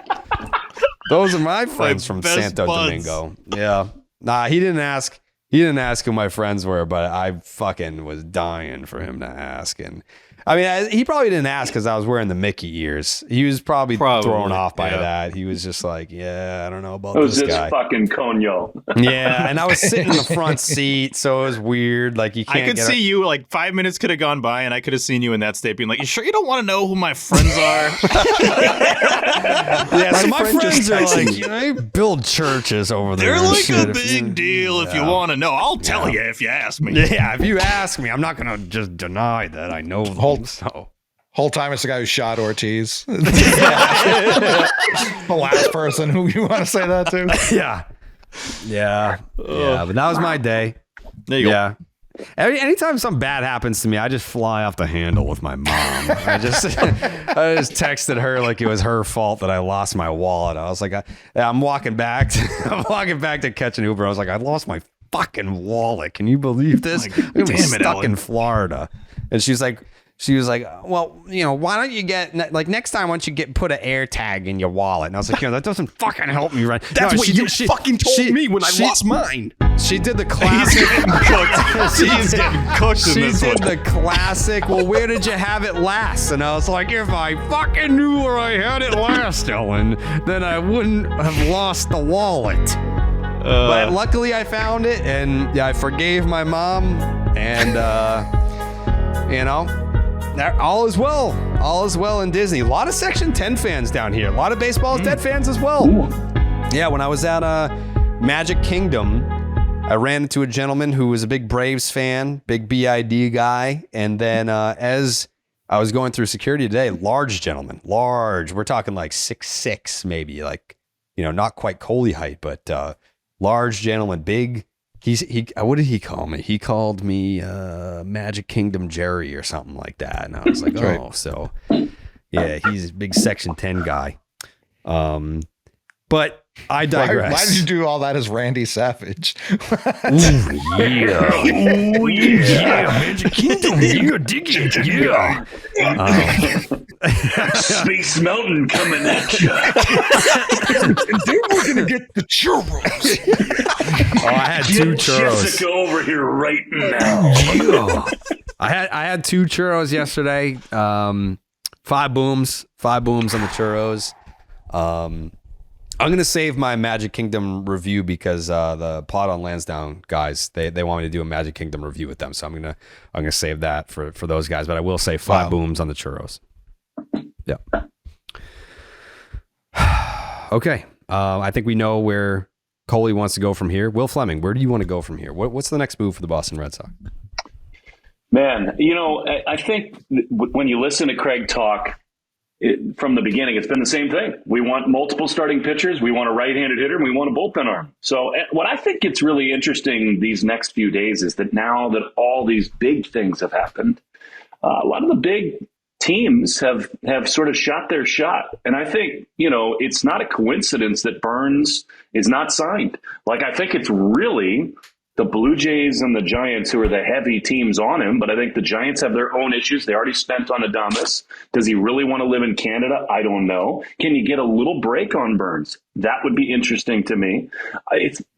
You keep hearing about their desire to still trade for one of these starting pitchers. We all know it's Pirates, Mariners, but who knows who could else be in the mix? Teoscar Hernandez makes way too much sense. I think that could really happen here next. And then which of Bregman or Arenado do they prefer? I think they're going to get one of those guys. I really do. I don't know why they keep saying they don't want to move Devers off third base. I think that's going to happen. I think they're ready to make that move to improve the overall defense, the overall team. And then I think there'll be an adult in the bullpen, whether it's Hoffman, whether it's Yates. I think from what I've heard, there's a preference for Hoffman, although you guys probably all saw the stuff about him maybe starting. But I just think that I think those are the things that make too much sense. And I'd love to see him get creative and pull something off that none of us have even thought of. There are guys out there, there are deals to be made. And I just think there's a natural rhythm to these things where now that all the big agents are gone and the big fish have landed their, homes, I think there's deals to be made, and I'd love to see him cash in on this period right now. Can I ask you a question, Will Fleming? You can. Do you prefer Alex Bregman as your third baseman? Do you prefer Nolan Arenado as your third baseman, or do you prefer Rafael Devers as your third baseman in 2025? Trying to get me in trouble. So, I mean, look, I would say this about it. It's super complicated because Devers is the guy they pay the most money. They're very careful with him. They need to protect him. And I don't think it's delicate. He's a big boy, right? I mean, Alex and he have a good relationship. If tomorrow Alex said, hey, Rafi, we just signed Alex Bregman. You're going to play first base. You're going to be our DH. No big deal. I think that's not a problem. The one thing that I don't know enough about with Arenado, I know you've got a relationship with him. I don't. If you're around this team every day, I think the thing that just is so blatantly obvious is that in the post-Bogarts and really post-Pedroia era, there is not a leader in the room. And they've tried to fix that for a lot of years. And they thought it could be Justin Turner. They thought Trevor's been too hurt. Justin was here for 1 year. To me, that's the appeal of Bregman. Like I know enough about him, and I know enough people who've played with him and been around him to know that dude walks in a room and there's immediate credibility. There's an immediate culture shift in terms of this is how we do things. There's a seriousness to it, because I think that's what's really interesting about this particular group of Red Sox players. Duran, Devers, Romy Gonzalez, Rafaela. It's like a very happy-go-lucky, cut-off T-shirt, batting practice, backward hat group. And I'm not saying that's wrong. And I think that Alex does a really good job balancing that and letting the kids be kids. And they had a lot of fun this year, and there were like upside to that. I am not, people may think this sounds too old school or whatever.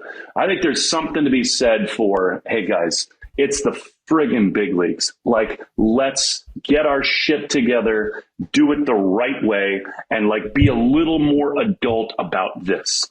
And, obviously Alex has a much better sense of where to push and pull on that stuff. But I think it's a young group that's searching for that kind of identity. So whether it's Nolan or Alex, that's why I loved the idea of Willy Adames, because everywhere he goes, that's what you hear. The dude walks in the room and he's immediately like the guy that everybody gravitates to. You just have to think about the DNA of this team. Rafi is not ever going to be that guy. Ever. It's just not who he is. And they've accepted that. He's the person and player that he is. But to your original question, I don't think that Rafi needs to be the third baseman to feel whole as a big part of the Boston Red Sox. I don't think he cares about that at all. I'm interested in thinking about whether or not the DH is the right thing for him yet, because as someone who watches him every day, he does love that part of his schedule. He's out there all the time, taking ground balls, leading the guys out to the field, doing that stuff. But I think he could, scratch that itch over at first base just the same. And by the way, anybody who doesn't think he's going to be a first baseman, sorry to some of you who are currently on this thing who think that's nuts. The guy has unbelievable hands. It's less range. It gets to you more slowly. I think he could be an awesome first baseman. I just think of it as the whole picture of your roster, which is why I think they need to get rid of some of these left-handed bats. Are you a better team without Devers at third base if you move into first? No question. Yes. And so, how do you make those parts move? Does it mean you have to trade Casas?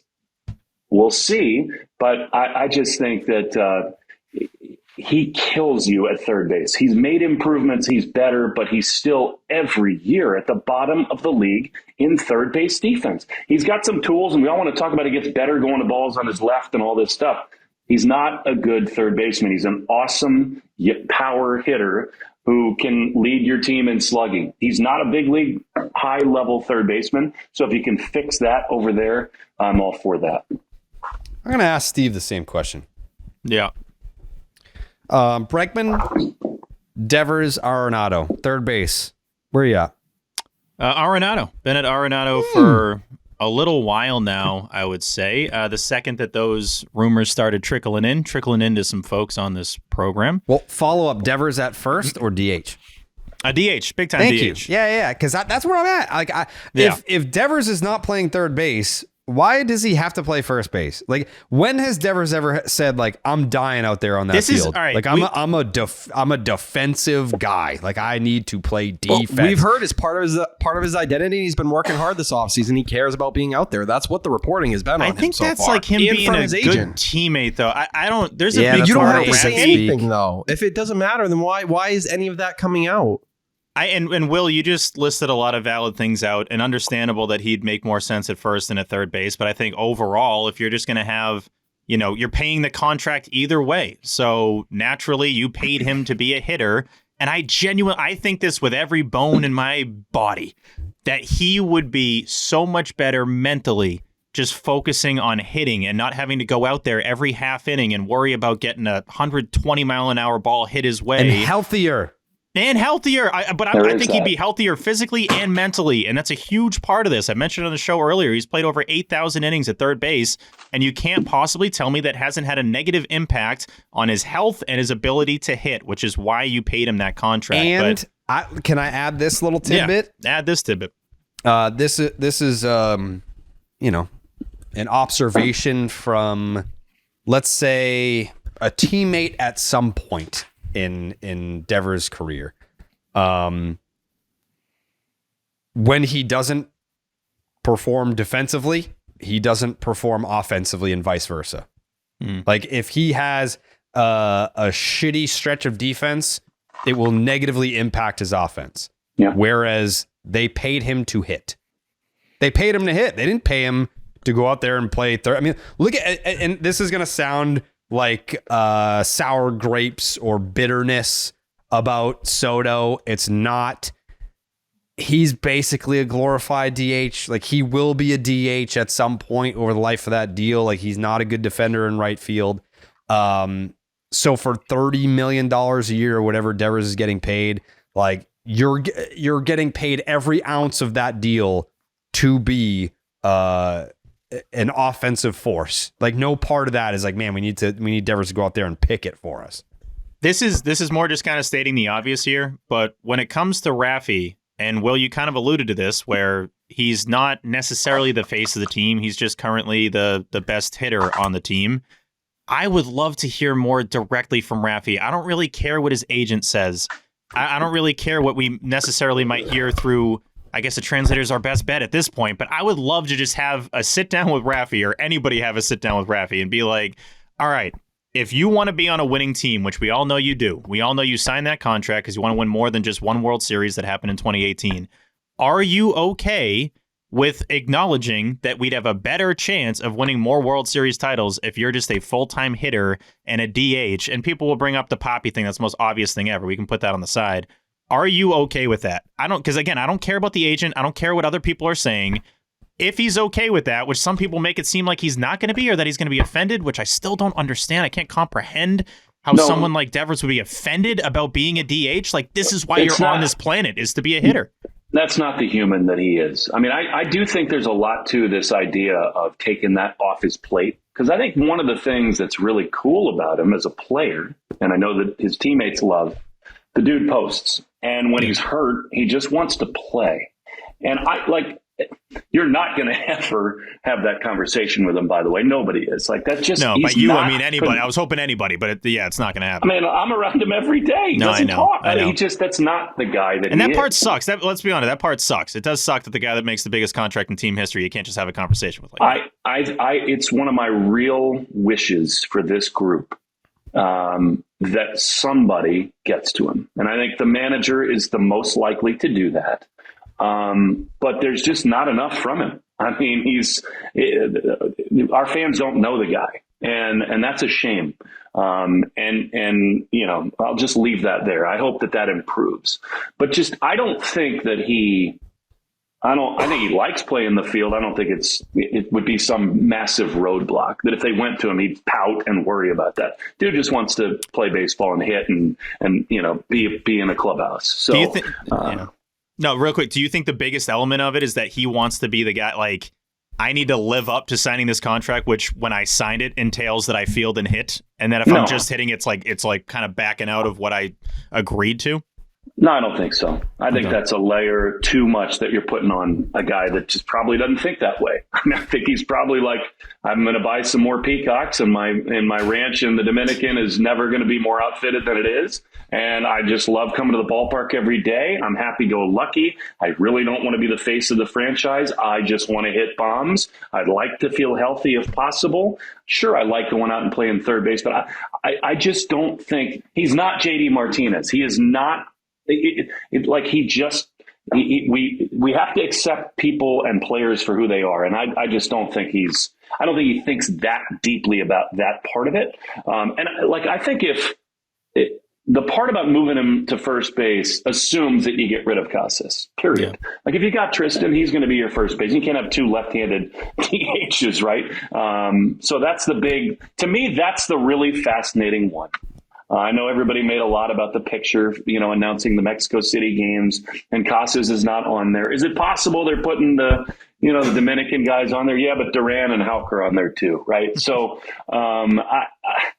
I maybe we're reading too much into it. I've just been around too many conversations and too many people where there's a lot to that, that there's a real possibility that player gets moved. Oh, we got the report the last couple of days with the Red Sox. They were at least willing to offer Casas for, you know, Bryce Miller, Brian Wu. I know me and Cory have threatened to kill ourselves over the Brian Wu conversation, but this is where to me, and I've been someone who's been pretty anti-Alex Bregman, and I'm not going to take credit for this theory. I was not the one who came up with it, but when Alex Cora kind of took this stand and was saying, hey, I want him at second base, to me, I wonder if that's a bit of a compromise we're hearing between him and Breslow, because I do think Triston Casas is still such an important part to this lineup. And I believe even bringing Alex Bregman in, that doesn't replace what Casas brings to this lineup. Because when he is at his right, when you see second half of 2023, he is one of the better hitters in the sport. But in my opinion, this is why I'm open to the idea of Bregman starting at second base to start the season, keeping Rafael Devers at third. You allow Triston Casas to stay at first base. You're raising the ceiling of your roster, in my opinion, especially offensively.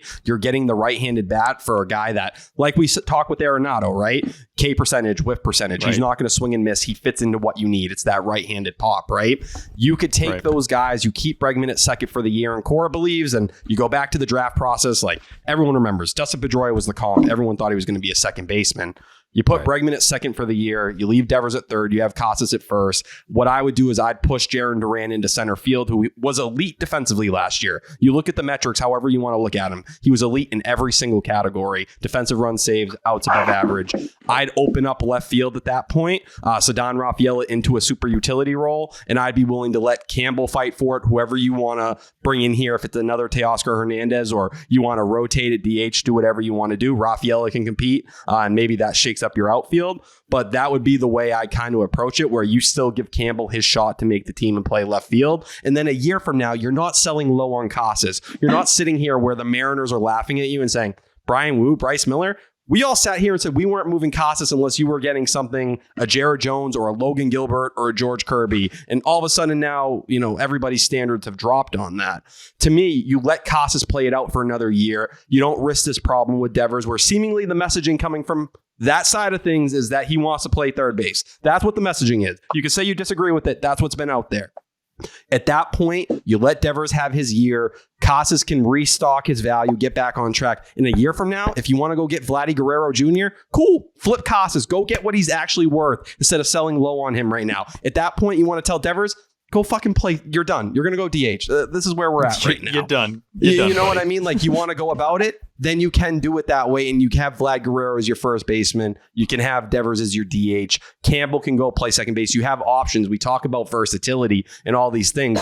Alex Cora is sitting here telling you how much he can believe in him as a second baseman for Bregman. I think there's a way to raise your ceiling and still make this entire thing fit without forcing yourself into a deal one way or the other. Because selling low on Casas, to me, I think it's doing too much, and I still think you could have an incredible lineup if you could find a way to keep everybody here, and everyone would be happy. The Casas thing, I know we didn't come here necessarily to talk about him, but it's the most fascinating part of this whole offseason because this is why being a GM is at times really hard, because I could make the case in both ways. I mean, he is, as we all know, he could be one of the great sluggers in the game, the on base, all that stuff, and skills that a lot of people do not possess. And I think the market is telling you something that's pretty jarring in a way. If you believe the reporting that they can't get some of those young Mariners guys just for him. I also think Jerry Dipoto is a frigging clown. I was going to say, I think that speaks more to the Mariners than I don't know what the Pirates have said about Triston Casas. I'd be curious. Agreed. But otherwise, Agreed. I'd like to see Casas max out that volume, and the idea of having a lineup of Devers, Bregman, Casas, all these pieces, and you could still give Campbell that opportunity. To me, that is something where I'm like, you're raising the ceiling. You're not forcing yourself into a corner. You're not experimenting with Rafael Devers at first base, who, if you look at his 12 errors last year, 9 of them were fielding. 9 of them were purely fielding ground balls. 3 of them were throwing. So that's something you're going to sit there and go through. You are avoiding that. I'm fine moving Devers to DH. I've never hesitated towards that. I just believe the fact that there's been pushback, at least coming from that camp, of how much playing third base means to him. The fact that they're sitting here on December 12th. Hey, if you want him to play first base, guess what? He should be friggin' doing it. Don't tell me you've wasted 2 months because you wanted to protect his ego. If the ego doesn't matter that much, then he should have been doing it for some time now. The last thing I'll say on this is that I agree with everything you just said, but we are now 1 year away. To me, Casas and Meyer are the same spot. Yeah. Now, Triston has come to the big leagues and proven himself and been a stud for a 2-3 month period. And when he's healthy, he can be an absolute monster. He and Meyer right now are 1 year away from having so much less value. Correct. If both of them come back and play 60, 70, 80 games, whatever it is, you're not getting anything for them. Right. And that's where the evaluation of your own people matters so much. And it's not just the numbers and the production. It is, what are they like in a room? What do people think about them? Do people gravitate towards these people? All that stuff goes into this. And so I'm not saying there's one right answer or wrong answer, but I think those guys right now are absolutely in the crosshairs for the hardest decisions that Craig Breslow will make. And in some ways, maybe those guys go further toward determining the next few years as to how we view the moves and job that he's done, because I could easily make the case in both directions that both those guys could be foundational pieces. And in 27, if they win a World Series, those guys are huge parts of it. I could also easily see a spot where you could get proven great big league players right now, and in 2 years we're saying, man, that was, those guys were kind of flashes in the pan and they moved them at the exact right time. And I think that's where you look at like Pittsburgh, right? Coley, as you just mentioned, like Horwitz now over there, is it like a Marcelo Meyer, Willie Abreu package that fits more what they want, right? And that's, I think, where you're going to play this balancing game where, hey, if that happens, that reshapes the roster in another way. You have the Roman Anthony part of the equation too. But I think it's going to come down to just what trade lines up for them at this point. I don't think there's like a set path for them. I think it's what's going to be the best value you can get back. No, there's a lot of teams right now moving things around. I think everyone just met, you know what I mean? Now they're back home, going through their intel. What do we want to seriously pursue? What was nonsense? What happened that, all right, now that team we were talking to, they already filled that hole. We can't even go trade our second baseman to the Blue Jays because they already did that. You know what I mean? So that's where I don't know that, because Seattle, and I think people misread what I had said after the trade happened, and I was like, I do think Casas is gone. This was right around when the Seattle rumor had come out, And people were saying, I thought we were going to trade Casas for Luis Castillo. That's nonsense. That would be awful. Yeah. I want Castillo. I think he's perfect. I think he's not owed a lot of money. I think you're only paying him through his mid-30s. All of it makes sense. None of it makes sense for Triston Casas, unless they're also putting Julio Rodriguez in the deal. It doesn't make any fucking sense from our side of things. You bring up Wilyer and Meyer. I don't know that's bringing back Jared Jones for sure. I don't think it's a fair question, I think. That would be shocking to me. That would be like, I would think so much lesser of Ben Cherington if that's what he did for Jared Jones, unless he knows Jared Jones is a bum, at which point he pulled one over on us. But I think that would, if it's not going to be Casas because they went out and got Horowitz, I think it has to be Duran for Jared Jones. Well, we heard recently that, at least in terms untouchable. Catillo saying untouchable. He's joined the likes of Roman Anthony, Christian Campbell. I do believe in terms of Cora, the way he's spoken about him, how he kind of plays the game and how he views him in that light. It feels like it would be such a significant switch up to pull him out of this. Plus, you don't have to pay him big money for 4 more years. So you never have to pay him. But that's what makes him a perfect pirate too. It's a good point. You know? Yes. Yeah. Which I don't think he's moved. He's not going anywhere. Like, I don't think he is. But in terms of trying to get Jared Jones after they just went out and got a first baseman, that kind of took our biggest chip away. Now, what I'm more afraid of is Bregman at second.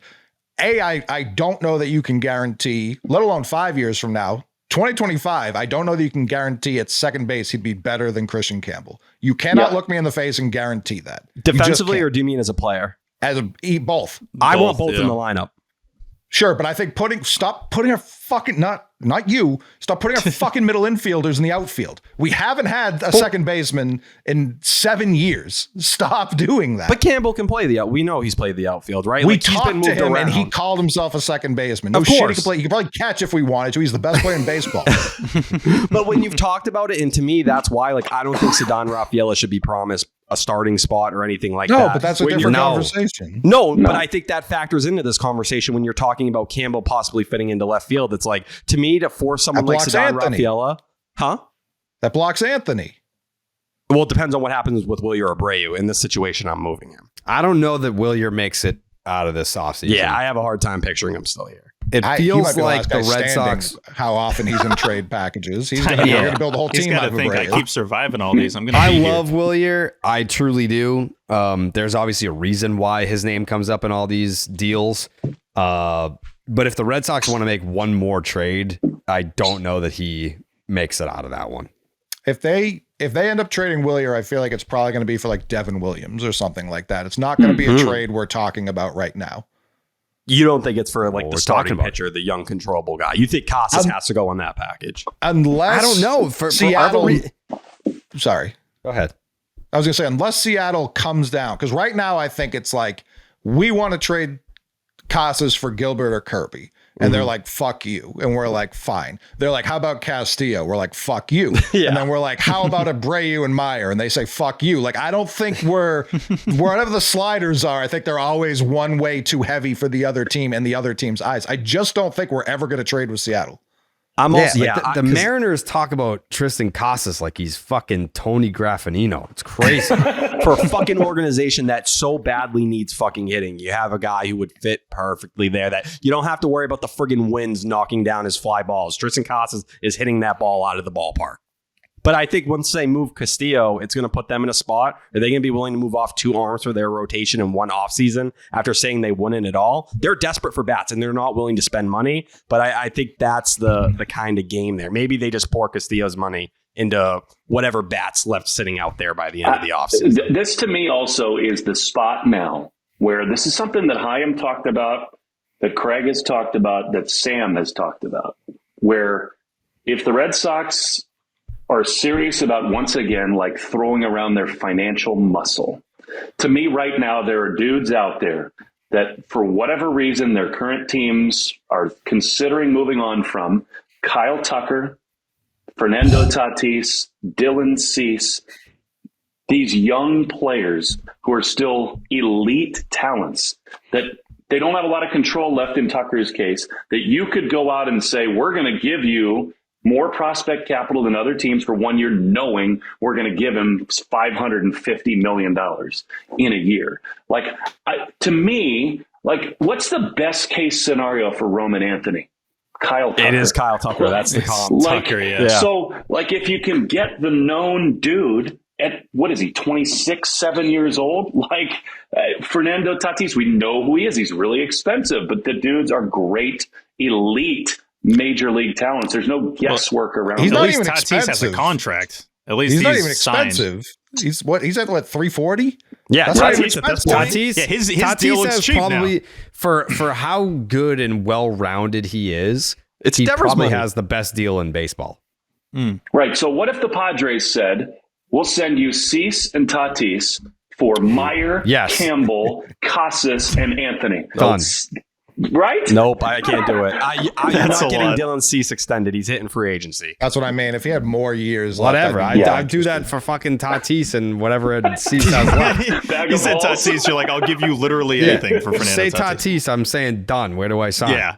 You get And Fenway maybe you Park don't in the need deal. maybe you don't need all of them. But again, this is so ridiculous, pie in the sky hypothetical. I'm just saying that, like, in the next few weeks, like, I do think there are things to be done out there, whether it's a young, controllable starting pitcher. That seems to be the clear one. But aren't there some, like, established badass hitters that can improve your team tomorrow that you could go get and then pay? I think that the book should be open on that. Tucker worries me tremendously because of Why? the specificity of the injury he just came back from. The Astros have let every one of their players walk. They'll play it out. They have no problem doing that. They did it with Correa, who kind of restarted their whole rebuild. They did it with Bregman. They do not care if you hit free agency. The fact that they're trying to sell Tucker and Framber, which I understand a little bit more because it's an arm, anything could happen there. The fact that they're trying to sell Tucker tells me I think they're trying to get off a bad pack. I think they think this isn't going to age well. I think Tucker's getting $425 million next year, and no one's even thinking twice about it. Pass. Why are they trying to trade him if they feel that wouldn't they just have him play out the next year? He's if going that to was leave the in a case? year, and they can't afford it. They're sitting here crying poor, trying to get Alex. But I'm saying, Bregman like, for look at the American 6,156. League. Like, why couldn't the Astros still compete in the American League even without Alex Bregman? Because They like, can and they will. They can and they will. Without him and Tucker? Yes. Look still at that have Jordan. division. Look at the division. No, I know, but still. That's Your not the Don's AL good East. enough. That's what I would trade for. But obviously, they haven't put him on the table, and they shouldn't. But that would be No. great. You want to for talk me. about a good contract? Yeah, that's the best contract in baseball for sure. For sure. He's looking at his agent, being like, "You're lucky you're not buried in a fucking mine somewhere in the Himalayas." I'm will. just Listen, still I waiting. don't- Like, who are they going to sign? I'm still waiting for who is going to get the money. Because if this was like a gonna be Christmas Crochet. wish list, but if we're all trying to go Christmas shopping right now, they basically have purchased like the dog toy. Like they haven't really done anything yet. Like obviously the deal They is signed Chapman. matters, and you want to extend them. But that's it. They signed Chapman, Well, so like they've checked Chappie. like one person off their 10-person Christmas list. Like you're They going got to a have to night. sign somebody at some point, and I'm very curious right now looking at especially righty bat. I don't know. I got Who's one. the free agent? Who do you have? I got one. What, Pete? Who do you got? Not No, Pete. fuck no. Get away I from know, me. Cory. Yuck. The list Yeah. isn't long, though. How many are... He was a leadoff hitter for the team in the World Series this year. If you want a guy who can play second, you don't want to put him at second, but a guy who Shohei should Ohtani. DH and can hit wherever you want, his name is Gleyber Torres. That, to me, makes more sense than Alex Bregman. Coley. Glaber's going to get no one excited. That's not... Coley, come on. I would be. I don't wouldn't need- be I don't like, want oh the guy God, who we got can't- he'll Gleyber get you Torres. Listen, no, but we're talking about them needing Coley. an adult in the room. I don't need the guy who gets disciplined by Aaron Boone, the one guy who pushes Right. Aaron Boone to the He fucking doesn't edge listen. to say something. Like that's how shitty of a clubhouse guy Gleyber Torres is. The fact that he like a fucking high school girl took the Yankees out of his bio the second that the free agency started. He's like, we're breaking up and we're done. He deleted all of his like. He Yankee hates the pictures. Yankees, and I don't want that guy on my team. Of course I Listen, do. if you want someone that hates the Yankees, wait a year for Vladdy and just give No him shit. the That's money. also the Bregman point, though. There's I'm no giving the world we're pathway. paying Bregman, Devers, and Vladdy. There's no world that happens. Yeah. Devers, Bregman. And the Crochet And extension. Like Crochet, all of yeah. those aren't happening. There's no No. chance. You got to pick one. All right, I'm picking Vladdy. Yeah, so- Easily. Yeah. But I mean, still, to for Tyler's this year, like, how point- are you replacing Tyler O'Neill? Like, who's going to be replacing the power in the lineup of the guys they have out there? I'm actually a little jealous that the Yankees are talking to Christian Walker.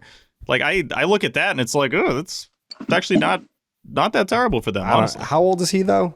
34. Yeah, I don't. Turns 35 that during deal the is season. not gonna. I'm not giving up a be comp tremendous. pick for Christian Walker. I'm just saying, I'm not like, either. I'm not either. Defensively, But still decent power bet. Wouldn't be terrible. back to I'd get what Carlos T was Santana saying before I about got him. Casas. I don't know. Like, I'm not saying that I would never trade Triston Casas. I just don't know that it makes. If the Mariners are telling you that you can't get, our fifth or fourth best pitcher for Casas, what the fuck is the point of trading him right now? Well, Like, I think he can, A, he can help you win next year.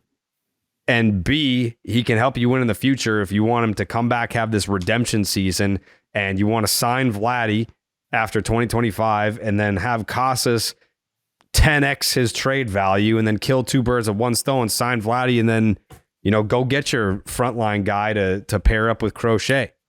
Well, doesn't a lot of this come down to how they feel about Houck and Bayo in the rotation? Because now that you have Crochet, how much are you willing to give up for another start, not just a starter, a potential ace in your rotation in an American League that stinks? Like, I don't know if they really need to be giving up a ton right now for another starter. And Tyler, you mentioned this, where Casas' value is not going to be where it could be next offseason. Like that, it just seems like that's an unnecessary move to make right now. And Breslow, in his defense, has said that he values Casas a lot and knows what he can bring to the If team. you're going to trade him, of course he's going to. That's why Willier should be the guy. No, of course, but still, I do believe him. I actually believe that I think he understands that it's like, Casas. are we really going to move off a guy? Having him in trade talks versus like actually making the deal happen, I still feel like this is going to end up being rumors and then he plays for the team next year. I really do. I just feel like I don't if think you look, Seattle said they don't like him. They said they would trade Castillo for him. That all of that came out of Seattle. Nothing's Spear lined being up the yet. one being like, no, the Red Sox aren't doing that. Makes sense. That's a bad trade for them. It's very fair to say that the Mariners just aren't going to pull the trigger and they're just going to be in these talks nonstop, and then it's just not going to happen. That's actually probable at this point. It's very probable. T. Go ahead, T. I just think like if you kind of look at it, and we're talking about how, getting Juan Soto, you were able to kind of make it all work with that contract. I'm not saying Bregman's Juan Soto, but if you're planning to go over the luxury tax and open this window, no one's saying that. I'll right? say it. Thank you. Yeah. Let's just save the suspense. I'm gonna Not say the it same right guy. No, but if you're willing to open up Different that player. window and Different you kind of plan to player. go over the CBT threshold and you want to bring in another controllable starter instead of handing out that money to a Corbin Burns, whoever it may be, they want to say we want to mix Crochet with, call it Jared Jones or whoever, and we believe these guys can kind of anchor us. I think you can make the books work in that way. I think it's possible. And it's how much do you really like Vladdy? And at that point, when you flip Casas a year from now, that gives you a lot of options. If his value's back up, I think that's a piece that's a lot easier to move, even if you want to attach money to it and make it happen. The amount that we've talked about Vladdy, though, is that these, Sox can just get him. It's as if no one else is going to be trying to get Vladimir There Guerrero won't be Jr. a lot of teams in on him. If you really like the Mets are already talking about bringing back Alonso. If they do that, they're not getting Vladdy. They just won't. The Yankees, he will not sign with the Yankees. No. He hates the Yankees more than I do. it's Right. Well, So and that then takes two the teams Dodgers out. are going to sign him. Like there really isn't competition for him. for a guy that I don't know. Teams make it work, especially for a first baseman. You can No move one things made it around. As we're work. talking about I moving think our for first a baseman. they'll not want to make it work. How I about think the that'll be fact part that of the it. fucking Toronto Blue Jays matched the Yankees offer of $760 million? Yeah. Like, why wouldn't the Toronto Blue Jays be the team that's like, hey, no one wants to take our money, but maybe the guy that's actually played here will take our money? Yeah. Like He hasn't taken I it wouldn't yet. rule out the Blue Jays Exactly. and him staying there. I will. They're ruled out. All right. I don't rule out He's anyone that's going to make him a friggin' DH. photoshops of him with other teams. He's thinking. He's liking photoshops of him on the Red Sox because he hates Right. the Yankees. He loves hitting at Fenway. and David he Ortiz knows- said he would recruit heavy like he did for Soto. Yeah, that worked out awesome. Listen, we're talking I don't different blame things here. Ortiz for that. I don't blame if we- Ortiz. I'm just saying that, like, no, it's silly when anyone actually thinks that any of these secondary factors matter. They Please. don't. We lead the world in recruiting trips. Like, it doesn't matter. Pay these people, you know? Who has ever Yeah. been up there like getting the $500 million? The only reason I signed was that David Ortiz showed up and he was like, "I liked playing for this team." Yeah, Come Pussy on, was what are we like, if you sign with the Red Sox, you're gonna be the man. You know that, right? Oh And shit! I was I'm like, gonna sign there. Fuck, I didn't realize. And I mean, you so I saw picked the Soto Sox. rubbing Heyman's belly today. Clearly, I did see that. That was very funny. That video's see that. incredible.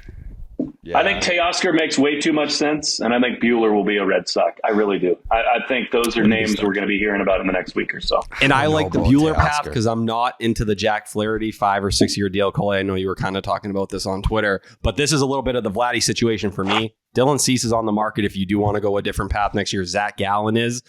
Jack Flaherty is not the guy I want to give a 5-year deal to. Like you go to the 3 years prior before this, he had you don't have to worry about that because they haven't made him an offer. Yeah, and I think he's the exact guy John Henry wouldn't approve a deal for. Who do you think? Who do you think he's going to credit with that scoop, Jared? Oh, 310 to left, easy. Oh, fuck. We don't know what Flaherty wants. Like Jared's reporting, he hasn't been given an offer by the Boston Red Sox yet. But I don't know. Like for a guy that's sub 30, will be less than 30 all of next year. I don't know that giving that guy a 5-year deal where he'll hit free agency again at 34 isn't something he would sign up. Is he going to need a 5-year deal, by the way? I'm not That's convinced what that he's going to trade rumors had. What if fuck trade rumors? Is he going to need a 5-year contract, Jack Flaherty, for the Jack Flaherty? Maybe. Is it, I think it's I'm going just saying, up. I wouldn't be I think stunned it's if he the signs other for 4, and that actually wouldn't be terrible if the money's I don't know not what that his market terrible. is. I feel like he's The gonna longer get like this goes 5 out, and teams 25. get settled. Like I know. Like look at Blake Less Snell years the last longer year. it goes. His market was nothing. Montgomery had no market last year. I'm not. Obviously, it's still early. It's not even fucking Christmas yet. But the longer guys sit out there, more trades happen. Like seats fill up. Wouldn't be stunned if he ends up being 3 or 4 years. Would not be stunned at all. I just feel like with Flaherty too, there's things at the end of the last year that like, you know, first off, when he went to the Dodgers, he wasn't the same pitcher. The velocity was down. He got rocked in the playoffs a lot. He started walking guys again. I'm not saying he's bad. He was every other start in the playoffs. Yeah, he was That great every what other start. We'll factor that in too. Sounds like you're crap. And he was sick maybe one of those times. So. He was sick. Yeah, that's a good point, Steve. Yeah, got rocked in 3 of 5. But like the velocity going down, getting multiple injections in his back. Like I feel like while the age is there, I feel like the body tells a different story. Maybe. And the Yankees, his body's a different age. That is valid. The Yankees didn't reportedly trade for him because of whatever the medicals were. They think he's terminal. They think that's what I mean. So like but you can Correa that shit and you can be like, which by the way, I've only seen these rumors coming out of Minnesota that have attached us with Carlos Correa. That makes almost no sense. But if we're going to move Bregman to fucking center field, why not? You know what I mean? If they want to give us Joe Ryan, there you go. Done. Christian Vasquez, welcome back. Backup catcher, baby.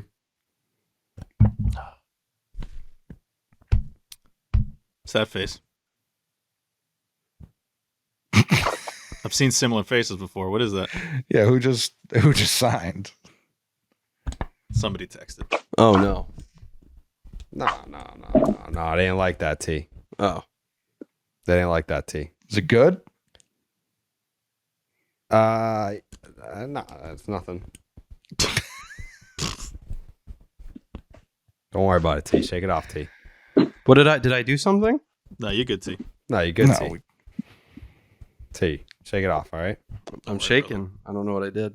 Bregman at third, I still don't love because I do think it blocks Vladdy, but it's way better to me than Bregman at second. That doesn't make any sense. Bregman at second at this stage of his career reminds me a lot of when we traded for Adrian Gonzalez and said, you know what, just put Uke back at third. It'll be fine. And it broke him. It immediately broke him. Hey, Cora's freaking talking like you're going to put him over there and he's going to be prime Dustin Pedroia. You don't even have to think twice about it. Yeah, and I'm not saying ready to put him anywhere. He's like, just please get him here. But I'll Cora's take him on his position. knees. Begging at that press conference. That was wild to talk like that about a guy where you're basically saying, he's everything, man. And I do agree with Will's ultimate point. If Jake was here, I don't know. I don't want to put this on Eamon because it's his first time producing the 10.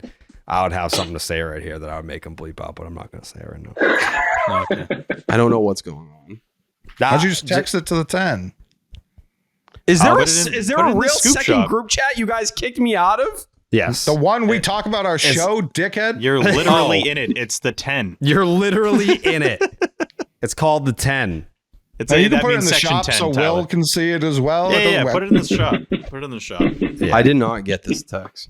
Because I didn't send it, T. Yeah, there hasn't been a text. Oh, Hasn't been a text, T. We're asking him to send it. Not going to send it, T. He's not sending it. Hold on. Let me see. He might send it. I can mark down the time code. All right, yeah. Is Jake gonna edit this? Oh, Jake's dying. He's got that Flaherty disease. I'll save it. I'll save it. I'll save Also, it. Yeah, go ahead. Flaherty jerseys in Boston would cover his contract no That's matter a what great point. the number is. he has swag too. I do appreciate that. It's a smooth dude. Swag. Smooth dude. Yeah. Bueller. Bueller is the guy that I hear his name come up a lot from other players being like, that's the guy you want. Yeah.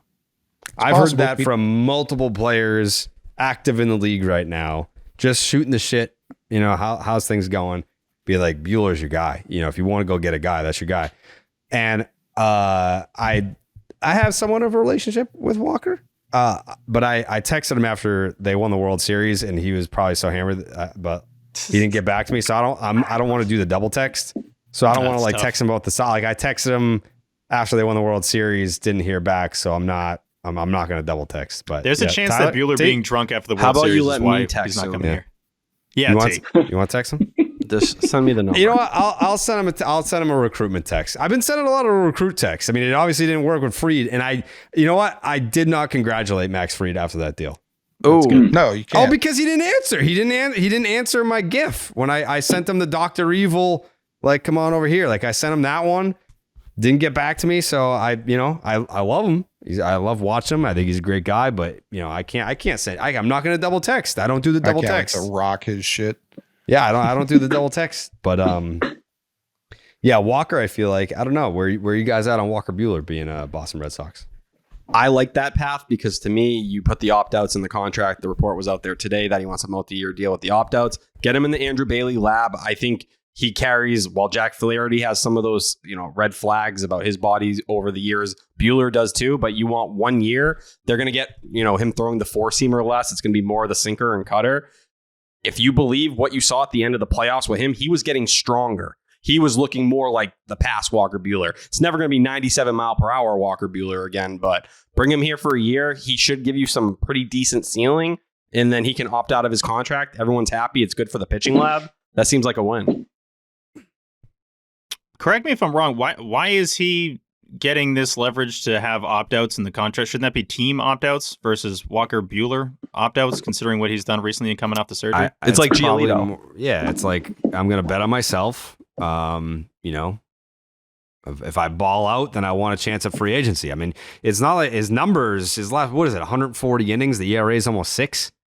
Yeah. Something like that. I mean, the numbers so are the not deal good. in theory should be very favorable to you. Yeah. Sure. So it's like, all right, yeah, like I want to go there. And if I pitch really well, then I'm going to opt out and test the market again. But it is crazy the impact that last out of the World Series has. The guy that makes that out visually, it's like, oh, right, Walker, he must have had a good year, right? Then you look at his numbers like, no, he certainly didn't. But he did close strong.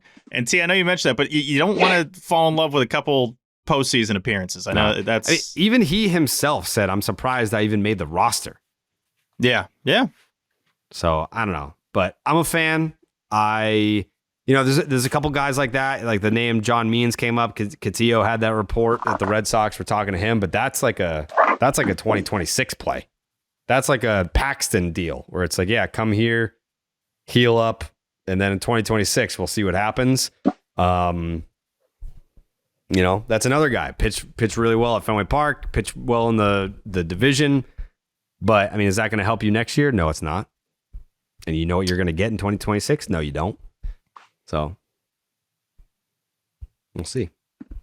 See what happens. I've seen a couple people put up the Savant page of Walker Buehler and the Savant page of Nick Pivetta, and none of us would take Buehler.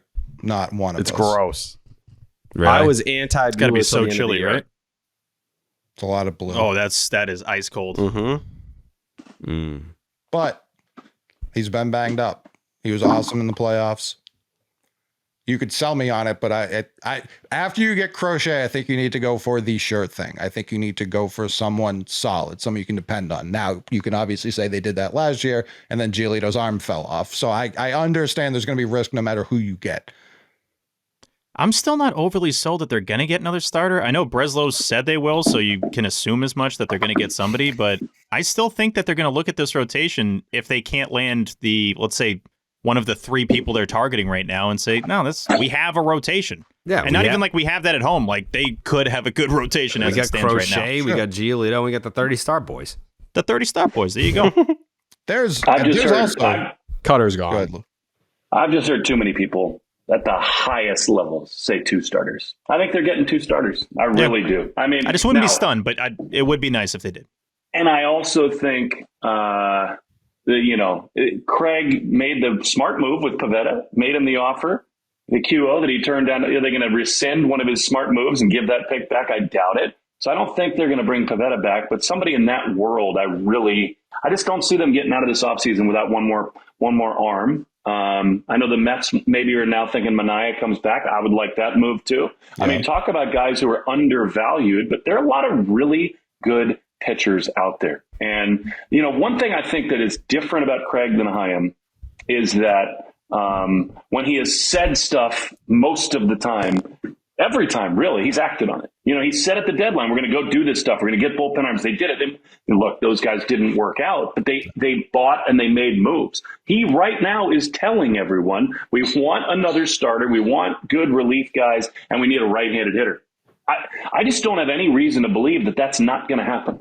Yeah. I mean, that was Dombrowski, right? Like, he would be like, we need an ace, we need a closer, we need a right-handed bat. And then it'd just be like, boom, boom, boom. And then he would get, like, not only that specifically, but literally the best available options at every position that he said we needed something at. God, I missed that man. I missed the Dave Dombrowski era was something special. It's one of those things where you wish you knew you were in the good times when you were still there. But for me, I would like to be able to still find a way to get Luis Castillo here.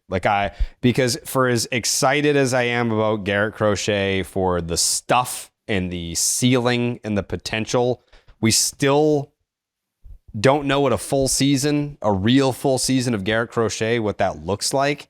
And as far as like the options that have been discussed, Luis Castillo has to be the most plug and play guy at a very affordable rate, at a very tolerable age, and a been there and done that guy. Like I know, like once Cory put that in my head, like last year or whenever that was, I'm like, yeah, like absolutely. Like, why don't we do this?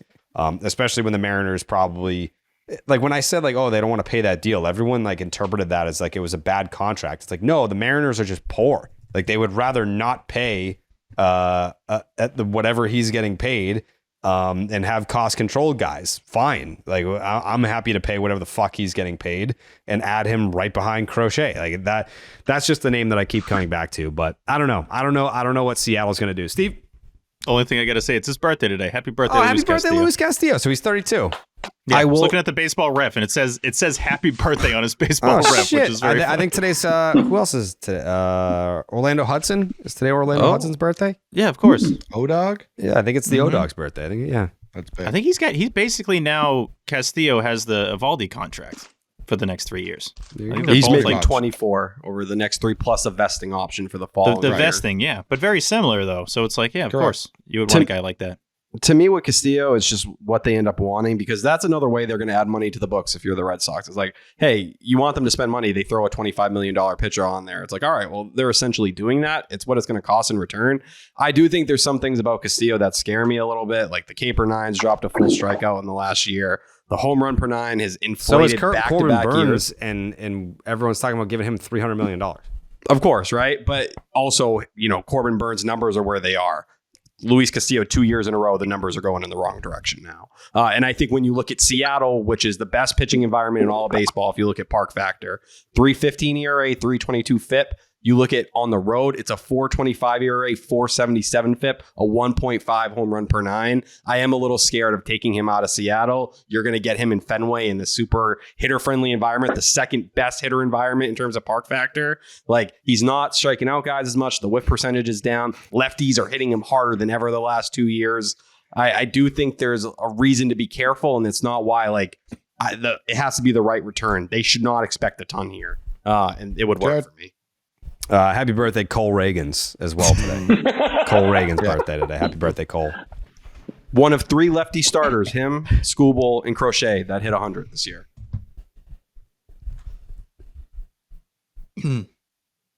There's your Reagans, dude. Yeah.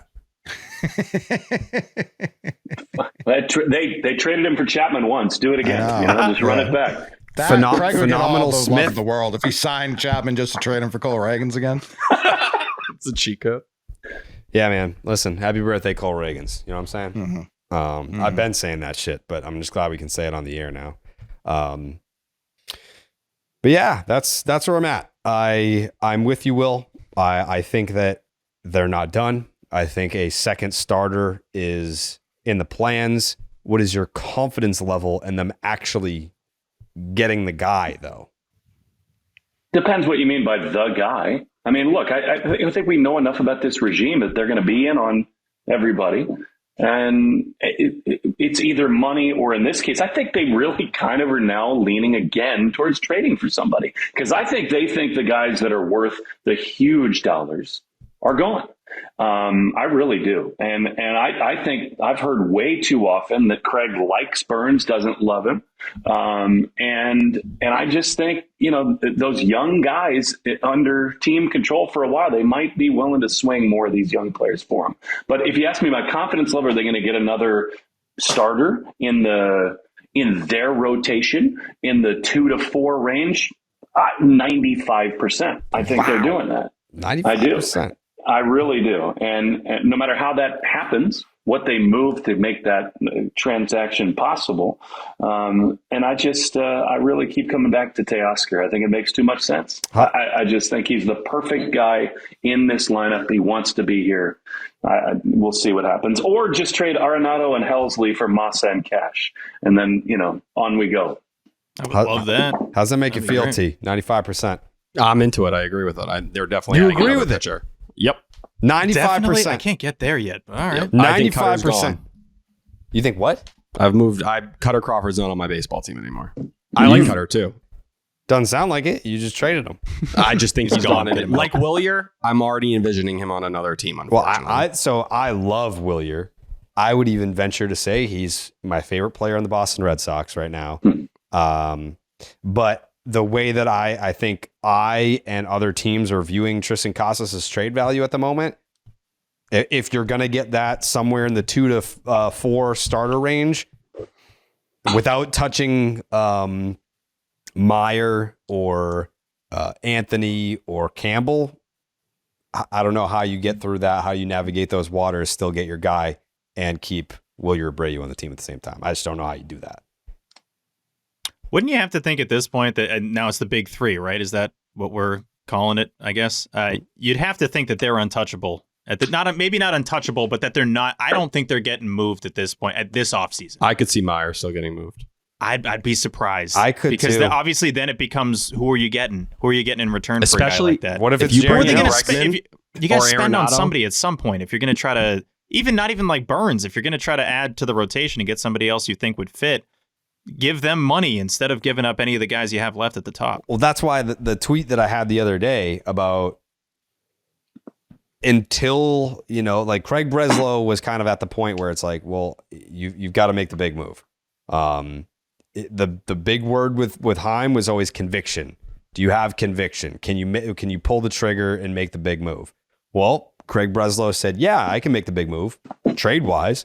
Well, can you pull off the big move and sign somebody? Because until the Red Sox pay somebody, like when's the last time they've done that? Trevor Story? And that does that even count at this point? Like when is the last time the Red Sox said, this is the guy, we're giving him the money? It was Devers, but it's like, yeah, that was a no-brainer. I can't even give you credit really. For that. Yeah, I do it for Corbin Burns right now. I don't know. It was Story. It was Yoshida. I mean, you look at some of the recent ones, and it's like Yoshida count.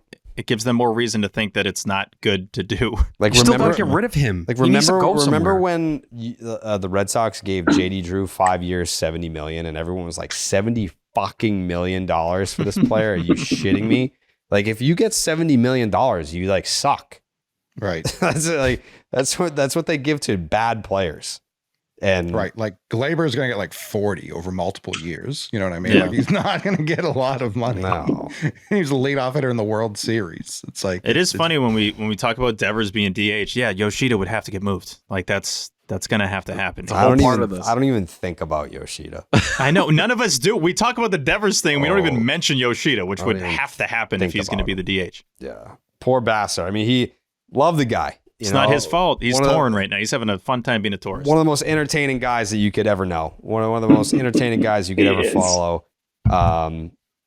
Pants to the nips, tourism king. It's just, I don't know. It doesn't fit. Like it doesn't fit on this baseball team. What he brings to the table is it's in the way I love that you showed up, man, but like you're in the way right now. It sucks. But if there's a, I don't even want to call Nolan's contract like bad contract for bad contract, but like, is that something that they explore? Like, is that part of it? Because to me, when I look at the Red Sox situation last year or this year, whatever, 2024, and it's like, all right, well, where can we improve? If you were to ask me like power rank where we can improve beyond obviously the number one starting pitching. Okay, well, what else? Infield defense. Well, where can you improve infield defense? Oh, how about third base? Because we don't have to get rid of that guy. We can move him to DH, would make him an already great hitter even greater. And there's multiple solutions that you can go with at third base. They would be elite defense. So I don't know whether or not they, we all know that who they've been linked to in the rumors, and they're all pretty legitimate. It's not far-fetched. It's not fantasy booking.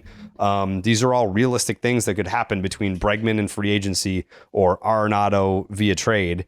But it's just a matter of where the Red Sox see it. How does Craig see it? Don't know, because he just gives really wordy answers that doesn't really tell you anything. Sounds familiar. Who Heim did that? Heim was pretty succinct. Heim was so charming. Heim would tell you stuff, though.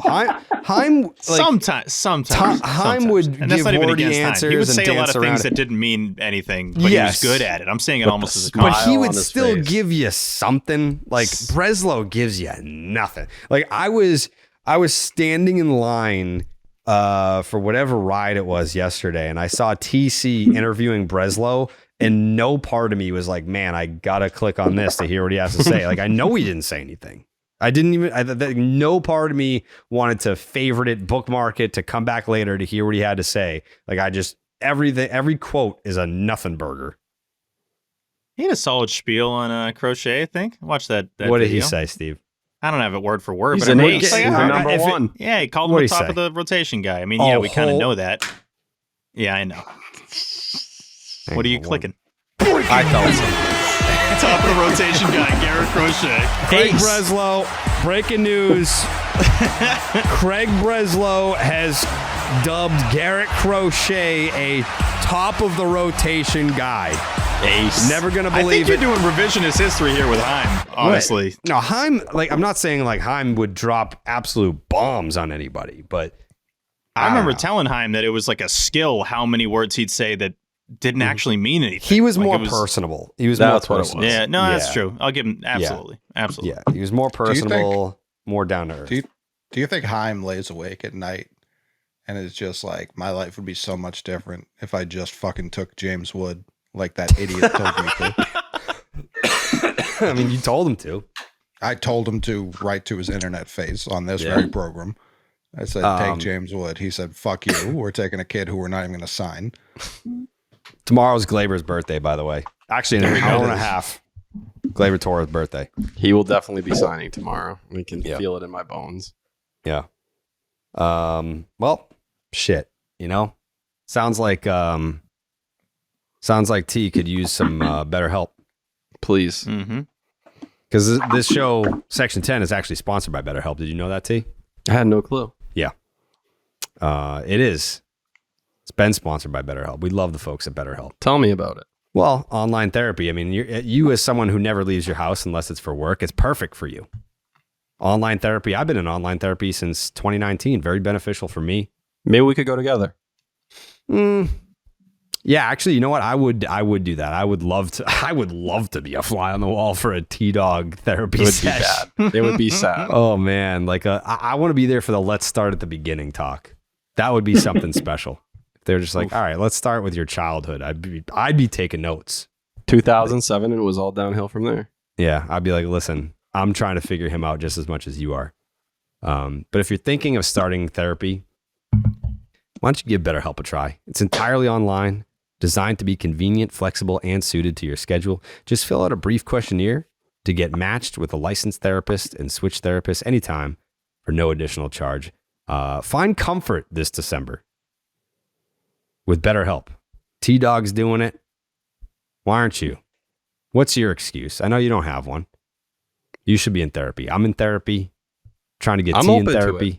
I know you're open to it. That's why we're going to make you try out BetterHelp, which is betterhelp.com/rocket today to get 10% off your first month. That is BetterHelp, HELP.com/rocket. Wow. Well then, Will Fleming, I know you've been very gracious with your time this evening. Do you have any final thoughts? God, so great to be with you guys again. Thank God the Scoop Shop could have a little catharsis yesterday. We earned Good it. Lord. We earned needed that. We really earned it. And I hope it burns up some more. Like I said, I really believe that it will. And we can all move on with our lives and get our eyes pointed towards Fort Myers. And hopefully I can come back on with you guys in a couple of weeks when I have some other stuff to share with you about long-term future. And hopefully we can make that happen here real soon. So I just thanks for involving me in the shop. Of course. And I love the other day, I was just messing with you guys. I'd gotten a text that said Fried was going to the Yankees, and I said, we're signing Fried. It was perfect. Coley wanted to chop my head off, I think. I couldn't believe it. I couldn't believe it. I still kind of can't believe it. It's very weird to me that he's a Yankee. It's just, he's very not a Yankee. I don't know how he's going to like pitching there. Yeah. I think they No, he felt like such a Ranger. It wasn't his he didn't pick that spot. That wasn't where he thought he was going to go. Like, it was not his number one choice. They made it his number one choice. Yeah. He's going to look weird, all clean shaven in that uniform. It's going to look a little odd. Very strange. Very strange.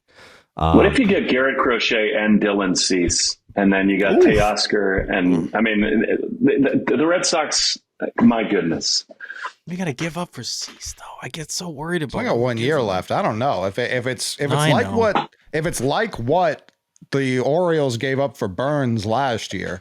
It was Joey Ortiz and it was DL Hall. That kind of is Cutter and Willie Abreu. Like, it's not that far off. Yeah. Yep. Man, I want Michael King next year. I don't want. If you're gonna trade with the Padres, don't show up unless you got Tatis. don't do that to me. Like, if I saw like breaking news from Jeff Passan, Red Sox, Padres complete a trade, and I'm like scanning. Luis Arraez. No, dude.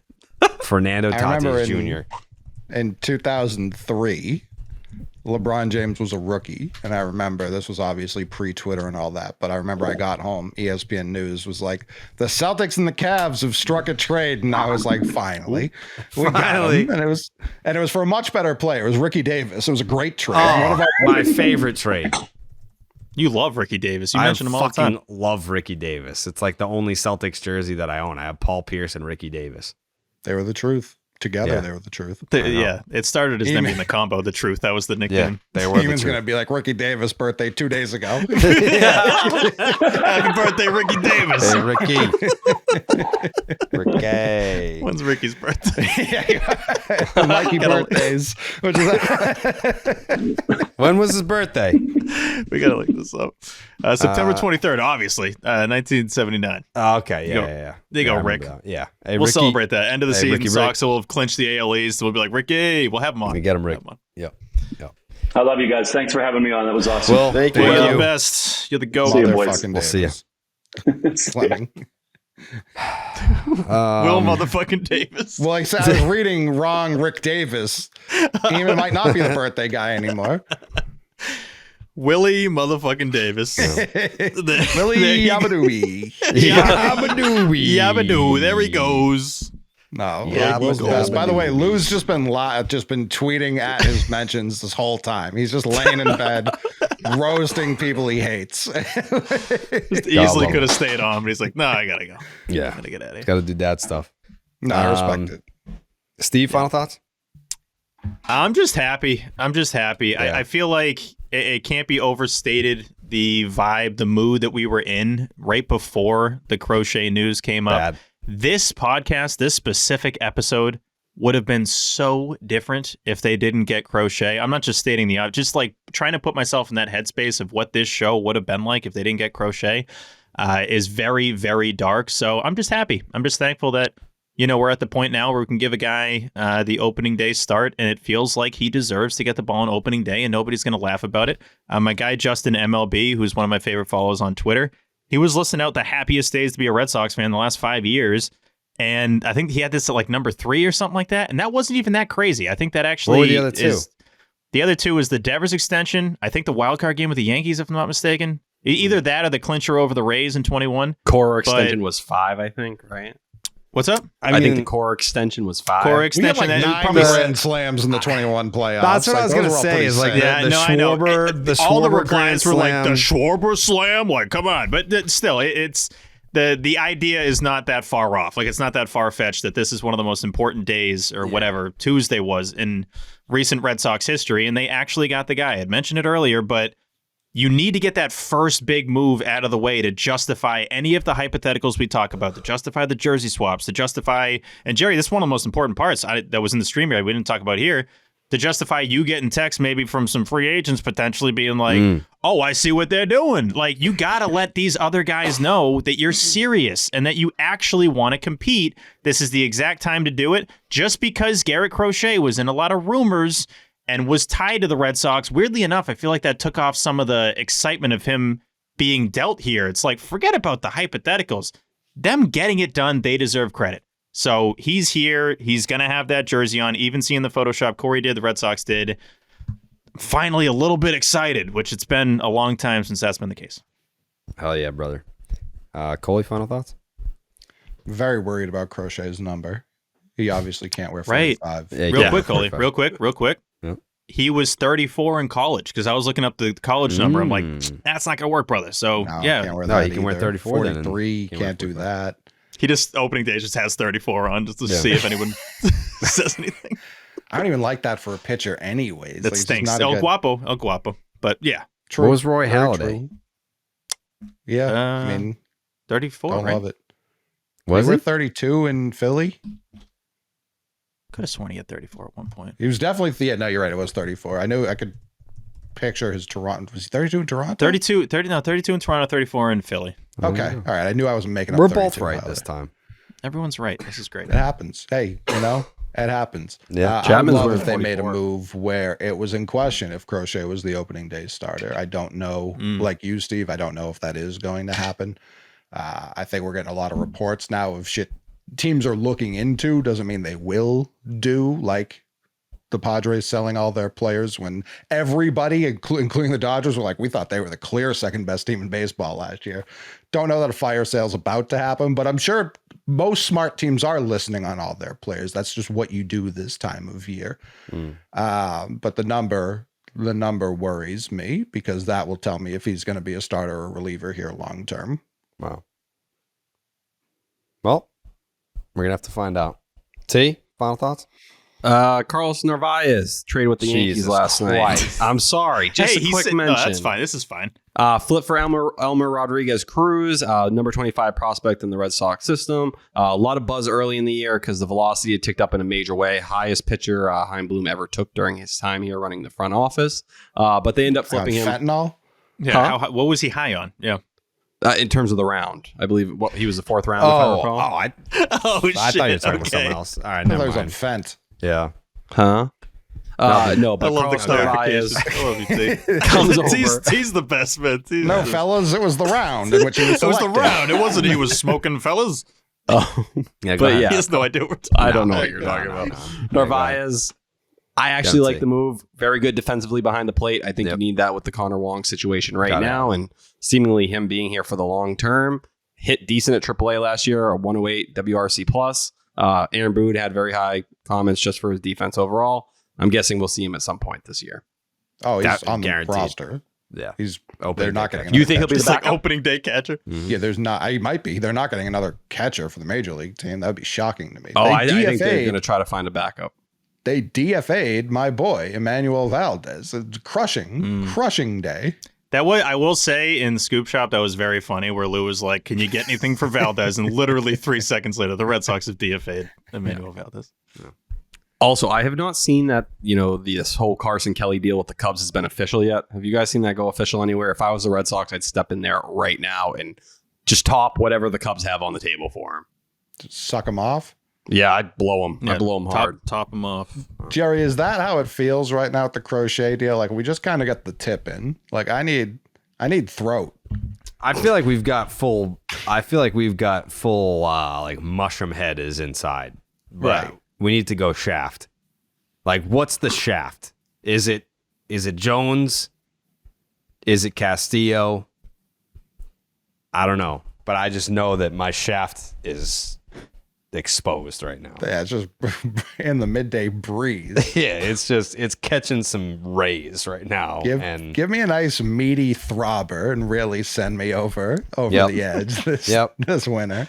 Yep. We've been so give me a desperate for a veiny move sucker. like this. It feels like they got more than one guy. Like I put Chapman over there, but it feels like Crochet coming here is like they got 2 starters. Just with how good he is. Because they got the tip in. You know what I'm saying? Like the mushroom head. Yeah, like I think if they got the secondary guy first, then we would be like, oh, what did he just do? He looked like he was going to sneeze, maybe explode. I thought I was going to can't sneeze. tell. Yeah, I thought he was Mike about put to in Garrett proclaim Crochet's something. birthday, and I'm older than him, and I want to die. I want to hurt myself. Yeah, June that's true. 21st, 1999. I mean, you look much older than him. That's true. Decades older, Yeah, in fact. that's all that matters, T. Yeah. No one's checking your ID anymore, T. Nah. There's no need to say things. I still look like I'm in my mid-20s. Let's not start this whole trend that I don't. He looks like a horse, a stallion. Like Jared said, look like a dead Amish person. Yeah. T, you get that ID check, T? Yeah. Turn that No. butter, T. He doesn't. They don't. He doesn't. Yeah. Nope. I have the worst genes ever. Yeah. Wow, blaming your parents. That is kind of crazy. Bunch of losers. Wow. Whoa. We Yeah. love our parents on this show. Jeez, buddy. We are parent. I mean, Steve skipped the whole Section 10 night for his parents. You want to start talking about shitting on parents on this The show? whole Section Not 10, here. okay. Not here, buddy. We don't shit on parents here. That's a big no-no. love That's a life parents here. lesson for you, T. Like you were saying about Ellen earlier, like she was awesome and super supportive when you lost your wallet. Like we love Yeah. parents here. Yeah. We only say nice things about our parents here. T, you got tossed a lot today, T. Yeah, I think he caught like a 5-piece today.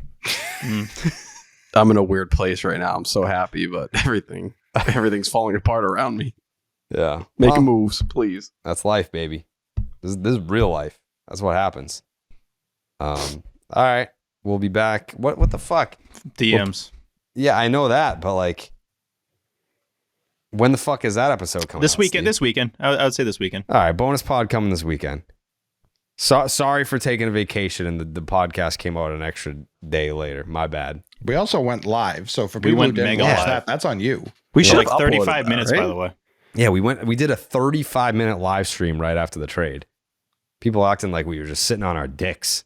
Like, oh, these guys, they put out 2 episodes of Baseball is Dead, but no Section 10. Sorry for the vacation.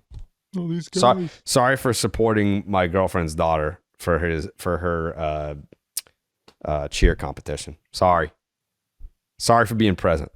Sorry for being supportive. We'll be back with that bonus pod this weekend, and I have a feeling Ken Rosenthal is going to catch some strays in that one. Bobby Dahlbeck. That is a tough piece that he wrote. All right, we'll see you then. Signing off with the pigs saying badoop doop doop. Nope. Nope. Nope. Nope. That is actually, I heard that T was he was on the air today trying to make animal noises. Was that what you were doing today? Was it a pig sound? It was a pig sound. Okay. Was that the sound that you made on the air? Okay. All right. So I mean, it's Sound like a pig getting killed. yeah, it's topical. I mean, yeah, it sounded more like a pterodactyl. Yeah. It sounded more like a pterodactyl. Like Jurassic Park 3. Yeah. But all right, we'll be back for the bonus pod. Badoop doop doop. Kind of love the quicker one better. Bang. Buenas noches, amigos.